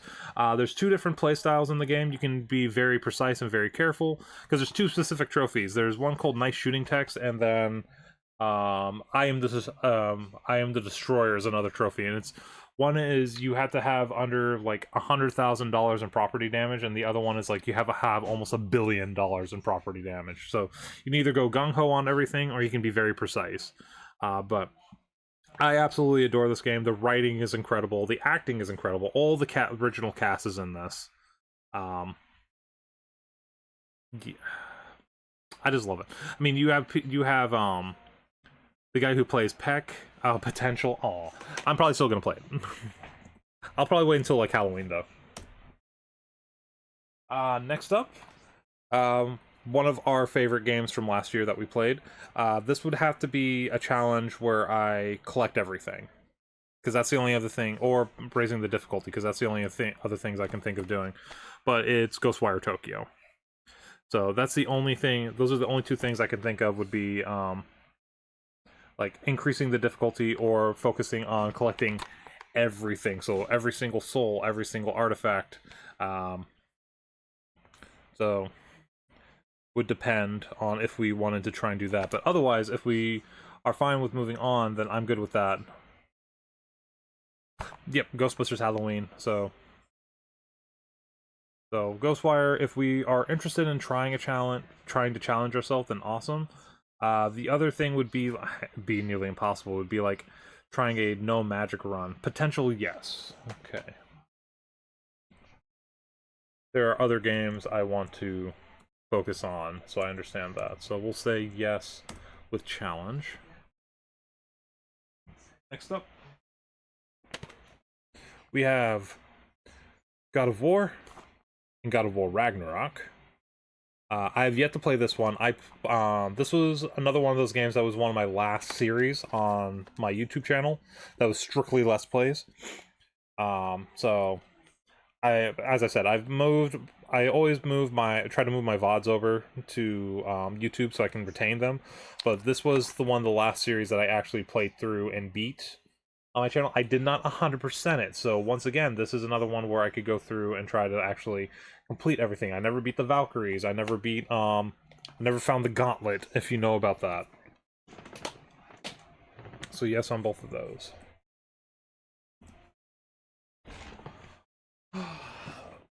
You're slowly approaching the end of the stacks. Thank God.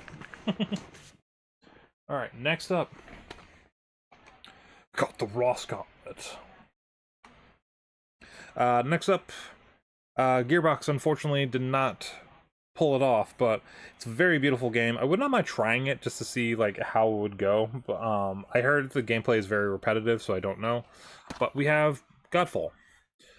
You are pretty much a warrior of God, like a godlike being that has to combat another set of godlike beings in order to keep the realms of all existence up and running, I think. But you can unlock different suits, you can unlock different weapons. It's pretty much what they were trying to do. They were trying to do a melee version of Borderlands. It's incredibly gorgeous. I will say, like, I plugged this in when I first got the PS5 and my jaw dropped with how pretty this was. I don't know how the gameplay is going to hold up on a stream. But, I mean, if we want to check it out, then cool. If not, we'll move on, because I don't know how... There was so much potential with this, but they kind of just, like, eh.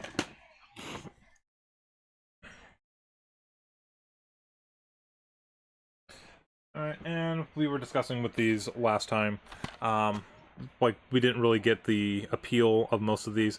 If I were to play a Grand Theft Auto game, I think I would do Grand Theft Auto 4.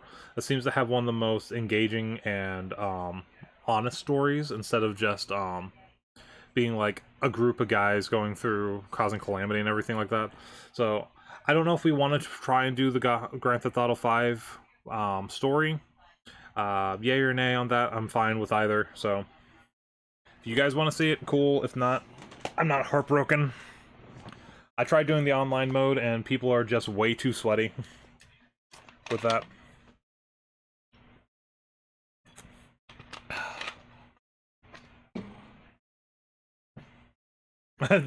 No. The sequel to one of my favorite Vita games, and actually I have the a remake version on the PlayStation 4. We have Gravity Rush 2. I think one of the most underappreciated Sony exclusives of all time. You are an enigmatic girl. Think you're just called Cat. I think your name is Cat. But you have the ability to augment gravity, so you can all of a sudden just like click your finger, you'll start floating, and then you can say, I want this wall to be where my gravity's set, and you can all of a sudden just go to that, and that's your new floor, so you can run up walls and stuff like that. The first one had really engaging combat, had really engaging puzzles, the characters that you meet were very endearing. I have not played the sequel yet. Looks like it crosses between her and Crow a lot with this one, because they're both on the cover of this one. I would be all for trying this one out. But if we did that, we would have to play the first one, because you know me, I'm not going to play a second one in a series without playing the first one. Potential, yes. Appreciate it.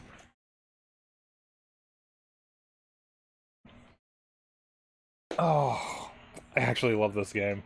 It was so well done. I don't know if you've seen it, played it, or anything else like that, but we have Guardians of the Galaxy by Square Enix. This game was so well made.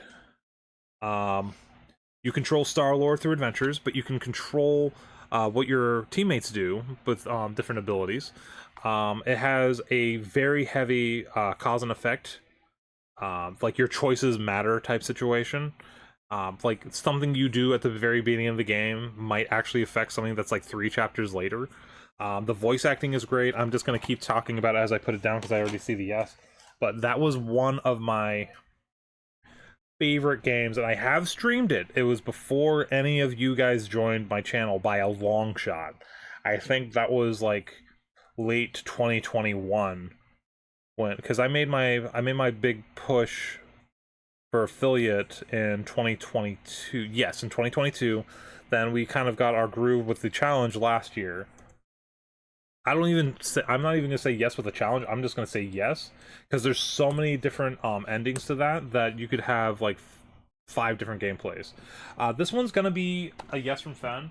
It doesn't have a great story mode, but it's more of like a traditional arcade, like how fighting game arcade stuff is. So you choose a character, you go through scenarios, and you do it.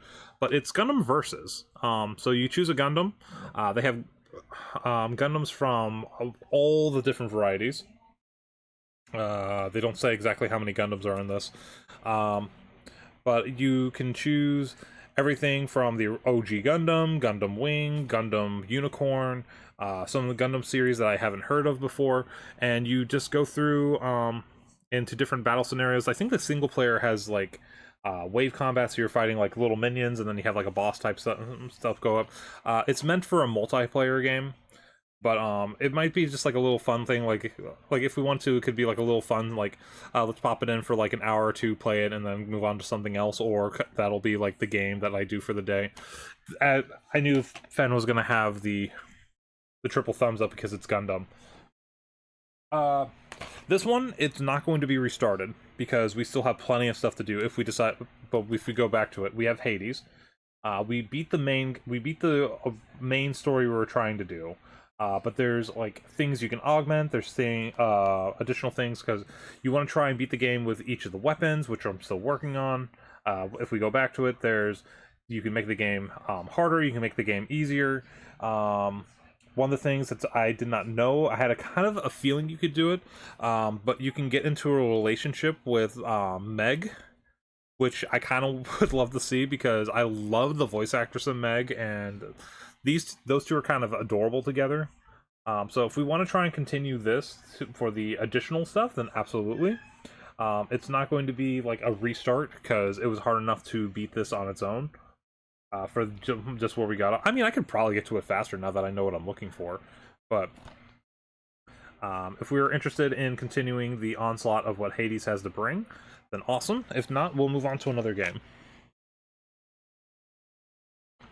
We are we are a stack and a half pretty much away from finishing up today, because this will be the halfway point for my PlayStation 4 and PlayStation 5 games. So, are we interested in Hades? Trying to complete or continue the story? Possible yes. Potential yes.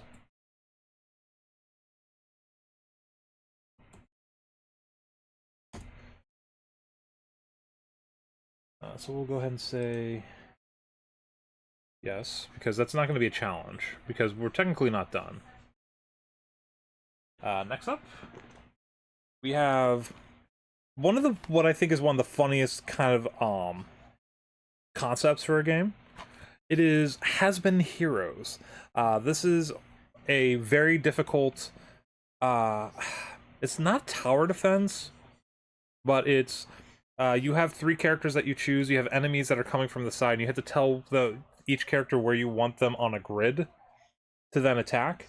But it's a character who's a rogue, who's really wanting to help like their classic heroes that are like they're the greatest heroes of the realm, and then they meet them and they're literally like, as it says, like the has-been, they're like oh, I'm really over.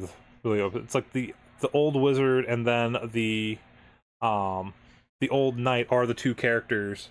Tower defenses, yes. It's a variation of tower defense. It's not a true tower defense, but it is good. Next up, we have a game that I saw on TikTok.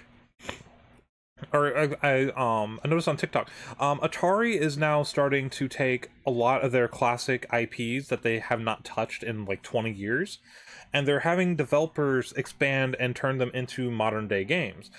This one showed up and it looked really fun, so I wanted to try it. It's called Haunted House. So I was really interested in this, and we're gonna see exactly how well it plays, how it is. I think it's like you can use your lantern to attack enemies, or see, the rooms in this roguelike mansion change every time you play. Use stealth and traps to avoid enemies. So it's a stealth-based rogue game. Interesting. So I was very interested in it, and I'm glad like that's kind of like we want to see it. Now for another pair.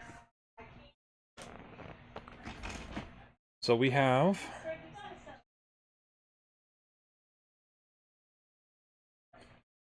we have Horizon Forbidden.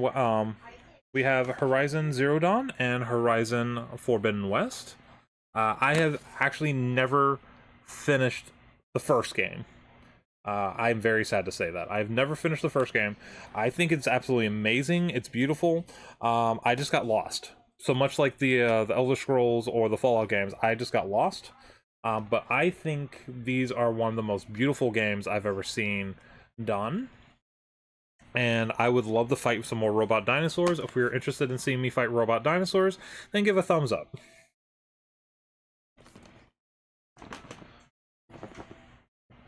Possible or potential. Okay, for both. I did hear that the second one was a little drab in the environments. So it's like a big open world. It's very pretty, but they didn't put a lot into it. Okay. We are approaching the end. Next up, we have Ikai, which, from what I was told, is if you took a Junji Ito storyline and turned it into a video game. So I guess very much like Grudge style villains and stuff like that. Is this broken? Okay, so my disc holder's broken. I just gotta be careful. So roaming around like an ancient, like a derelict like Japanese home, you're being stalked by a malevolent entity type stuff. So probably kind of like The Grudge or The Ring type scenario. I Someone said it was, but the one of the guys from GameStop, he said he loved it and was very influenced by like Junji Ito style horror, where you might have things that are like elongated coming out at you, or you might be walking through something that's very disturbing. I don't know if it's body horror. This is moving in the case a lot. Okay, so just got to be careful. Fear and anxiety prevail is actually the tagline. I'm not kidding. Fear and anxiety prevail. Grudge. So if we're interested, give a thumbs up.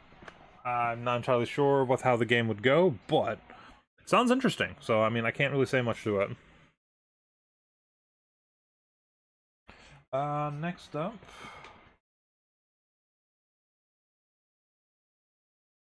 Oh, we are almost done, though, so that's kind of cool. We're almost done with this one, because I can't go... We've been going almost 2.5 hours, and we're going to end at K. So, we'll do the rest of them next week. Or try to do the rest of them next week. So are we cool on Ikai, mid on Ikai, or no on Ikai? I'm fine either way. Potential. Excellent. Next up. Only thing I can say about this one, and it's called Immortal Unchained. This is a Soulsborne style game in space. I just put that in front of my face. I'm trying to like, what was this? I'm still trying to get used to the camera. It is a Soulsborne style in space.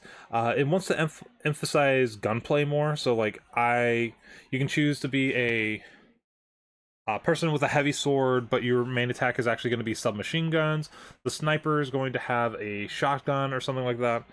So it is a Soulsborne style game. I don't think it was implemented the greatest, because I have played a little bit of it.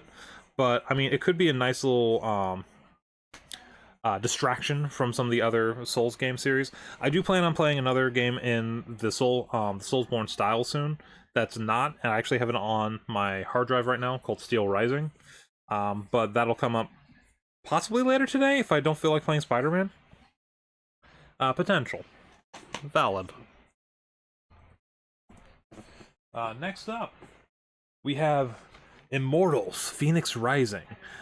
This is a open world hack and slash adventure set in Greek mythology. You fight harpies, you fight cyclops, you fight oh man, it looks beautiful actually. But Greek mythology, fight different enemies with the power of the gods. You can have you have wings. I don't know if you're looks like Icarus. Play as Phoenix, a new winged demigod, on a quest to save the Greek gods and their home from a dark curse. It's like, yes. Next up, we have In Sound Mind, because the title's covered. So, In Sound Mind. This is, from what I can tell, it's a music-based horror game. So, like rhythms and beats, like, trigger your character and, like, create monsters and stuff like that. That's what I'm getting from it. Includes digital art book and digital soundtrack by The Living Tombstone, which I guess is a metal band? I don't know. But I have yet to play this. It looked interesting, so I picked it up. Because I actually do like soul-minding, a new survival horror experience, mind-bending puzzles, and eerie soundtrack by The Living Tombstone. Maybe not a metal band, actually, if it's eerie. So, in Sound Mind, it looks like a jazz zombie is on the cover. It's kind of cool. So, if we're interested in that, let me know.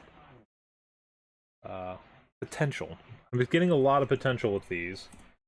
Oh, this one makes me sad, and I'm hoping I can get it fixed. This is Indivisible. It is a very beautiful 2D... I don't even know how to describe the combat. It's an RPG, but you have like different modes of attack per character style, and you make a 4-person team, but like you had to balance it between having a healer, having an attacker, having a tank type character, like the grand old blah blah blah blah. But like, it's one of the best. Like, I don't know how to describe it. It was a beautiful game. I loved playing it, But when I was playing it on my original YouTube video, a series, I don't know if it was the game interacting with my PS4 or the game itself, but it would crash after one of my boss fights. And I was so upset because I actually tried to go back, do different things, go back to the same boss fight. After that boss fight, it would just crash. I don't know why. I looked up online, and there was no real reason for it to happen. But it's one of the disappointments because I loved playing this. I would not mind restarting it and at least seeing if we can get past that point. It has an amazing voice cast. You have Keith Silverstein, Matthew Mercer. You have, I'm gonna just put it up. It's like a third, like half to a third of the Persona cast is in this game for different characters. It's an amazing art style. Like all the characters have like really unique abilities. Like there's one girl. You haven't seen Persona 5 yet, so we don't know who. If you've seen Persona 5, you played or seen Persona 5, you know who I'm talking. The voice actor who plays Haru in Persona 5, she plays a character in this who's like this little like 2 or 3 foot girl, but she fights with her like 6 foot tall eagle that she can like grab onto and do like a cannonball style attack on enemies, or she'll like do that. You can like have her point at an enemy and the eagle will dive bomb the character itself. It's just very endearing and I love it. The previous Sucker Punch game to before Ghost of Tsushima, we have Infamous Second Son. This is the one that introduced is it Delson Brooks or Delson Miles? I don't remember, but it is a near point-to-point rendition of Seattle that you're going through, and you actually obtain 3 or 4 different types of powers compared to the original game, which you only had the electricity. This one actually Hyphen likes more than the original series. She does have a little bit of a bias though, because the main character is voiced by Troy Baker. But also she's also biased because the main character is also a street artist, like Banksy style with the spray paint. But it's a very well written story. It got a lot of flack in my opinion when the game came out, but I thought it was very well done. Okay, next up is going to be Automatic Potential Yes. Actually, the next 3 are going to be potential yeses. But also it's part of a this or that for later. We have Rossimus second month. Wow, that's a lot of Ross. We have the Infamous series. So we got Infamous and Infamous 2. Or, excuse me, Injustice. Injustice and Injustice 2, excuse me. We were just talking about Infamous. I'm already going to put these as potential yeses because we were talking about the fighting game streams and such. But these are actually one of the best stories I've actually played in a fighting game. I mean, it's NetherRealm Studios, so the same people that have been producing the great stories for the Mortal Kombat games, they worked on those first. So I might actually play those not in just a general fighting game stream. I love the stories for those. So and then also adding on to the fighting game streams, so this one is on there. We got J-Stars Versus. This is a open area arena like brawler, but you can choose over 50 different characters from 32 different series. I was actually just reading that off the box, but you can get like you can play as characters from Bleach, you can play characters from JoJo, you can play characters from Naruto. My favorite one was I finally, when I was playing, I unlocked Rurouni Kenshin because I love that series. So it's anybody from a Shonen Jump anime you can pretty much find in here, and if they're not a main character you can play as, you might be able to have them as a secondary character that helps you. But this was a very fun game. I don't know why, but Bobo kept showing up as a side character. I don't know if he actually is a playable character, but it is what it is. J-Stars versus potential. I don't know if it would be a full like series of that. I don't know if I could handle the nonsense that game brings, but we are in the last little stack. So sad, but it's getting there. Uh, Shonen Jump, yeah. So the next one would be a challenge, and the only thing I could think of challenging myself more is I would have to have a co-op partner.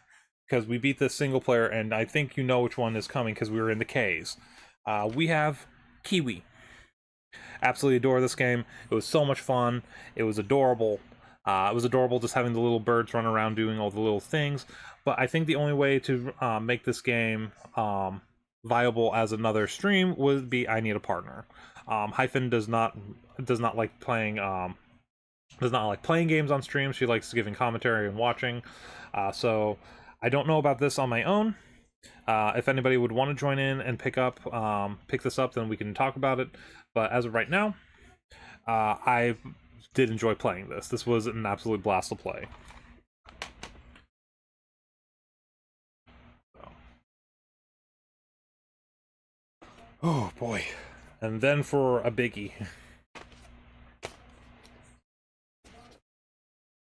Welcome in, Stuart. How are you doing? The pun simulator comes out, Hyphen has to play it on. There was an insult simulator that someone made, but it wasn't a pun simulator. But welcome in, Stuart. How are you doing? So that's a yes. I'm gonna say yes with partner.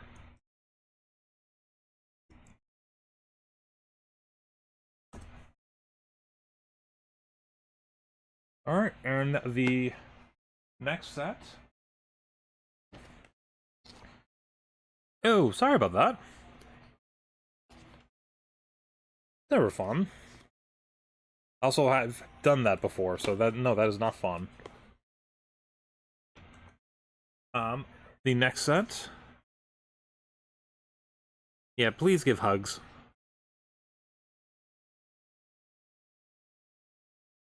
Welcome in, pretty ladies. How are you doing? So for the next set, for potential streams, we have the Kingdom Hearts series.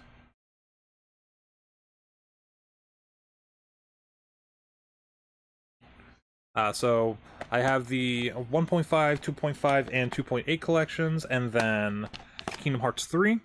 So what we're doing, guys, for anyone who just dropped in, is I've done a series on my channel for the last few weeks where I've broken down my physical collections, and we're talking about what we would like to see on stream. I have a little checklist and Excel document here. And we're just saying yay or nay on a bunch of things. Kingdom Hearts for sure. I was gonna probably just go ahead and say yay. But this was another, I forgot to mention it with the Final Fantasy series. This was gonna be another this or that series, and it was gonna be between the Final Fantasy games and Kingdom Hearts. Because there's about 2 or 3 game difference. So like between all the side games, there's like 2 or 3 games.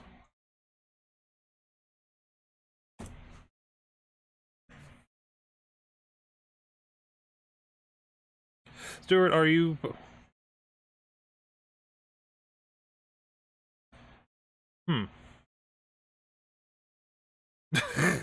Wow. Pretty, that might be a little brutal. Alright, and then last up for today, we have... Might be a little too brutal for that.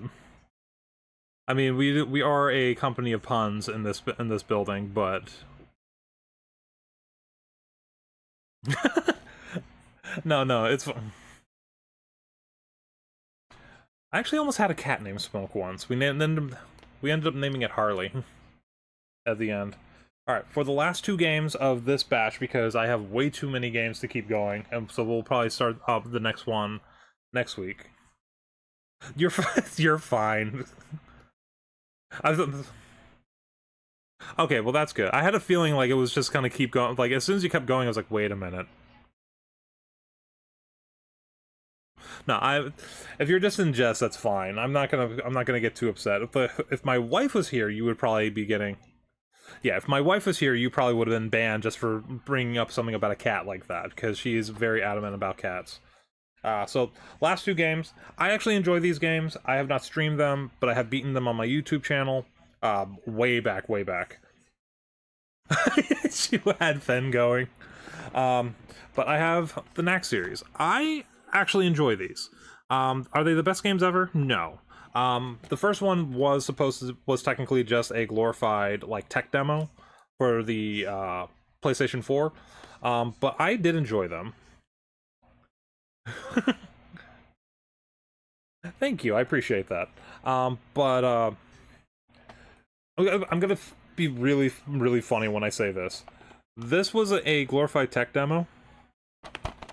This was God of War 3 with a different character cast. If you actually do the beginning of God of War 3 and then you do do this game, it is almost a point-to-point representation of how they built the game, which was extremely funny when I played both of them back-to-back on my channel. I was like, wait a minute.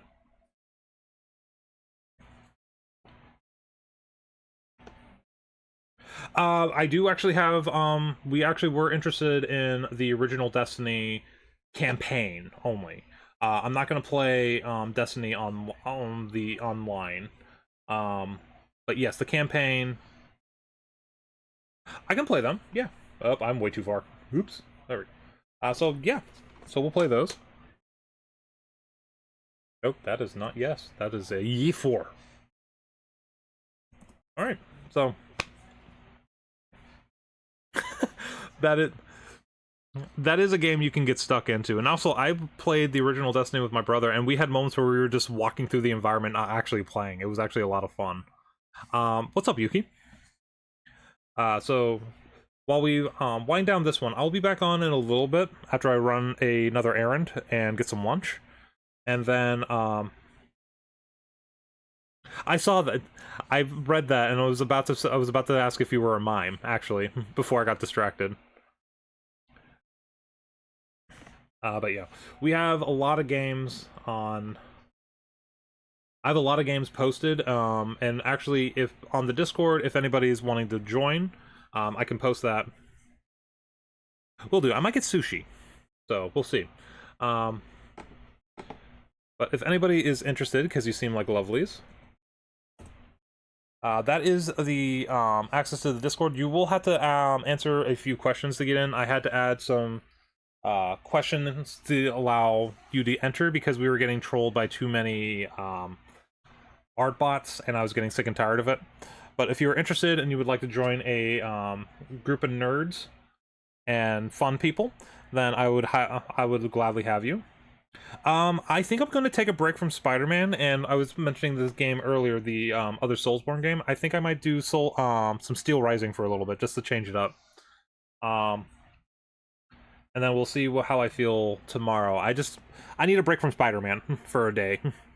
So, we're going to be playing as a French automaton during the excuse me, I don't have to say French twice. We're going to be playing as a battle automaton from the French Revolution and try to save Marie Antoinette from a tyrannical ruler or something. I think that's the premise of the game. But stay tuned for that. I'm gonna, as I said, I'm gonna take a break. I'm gonna put these games up as well because they're just all on my floor as we were going through.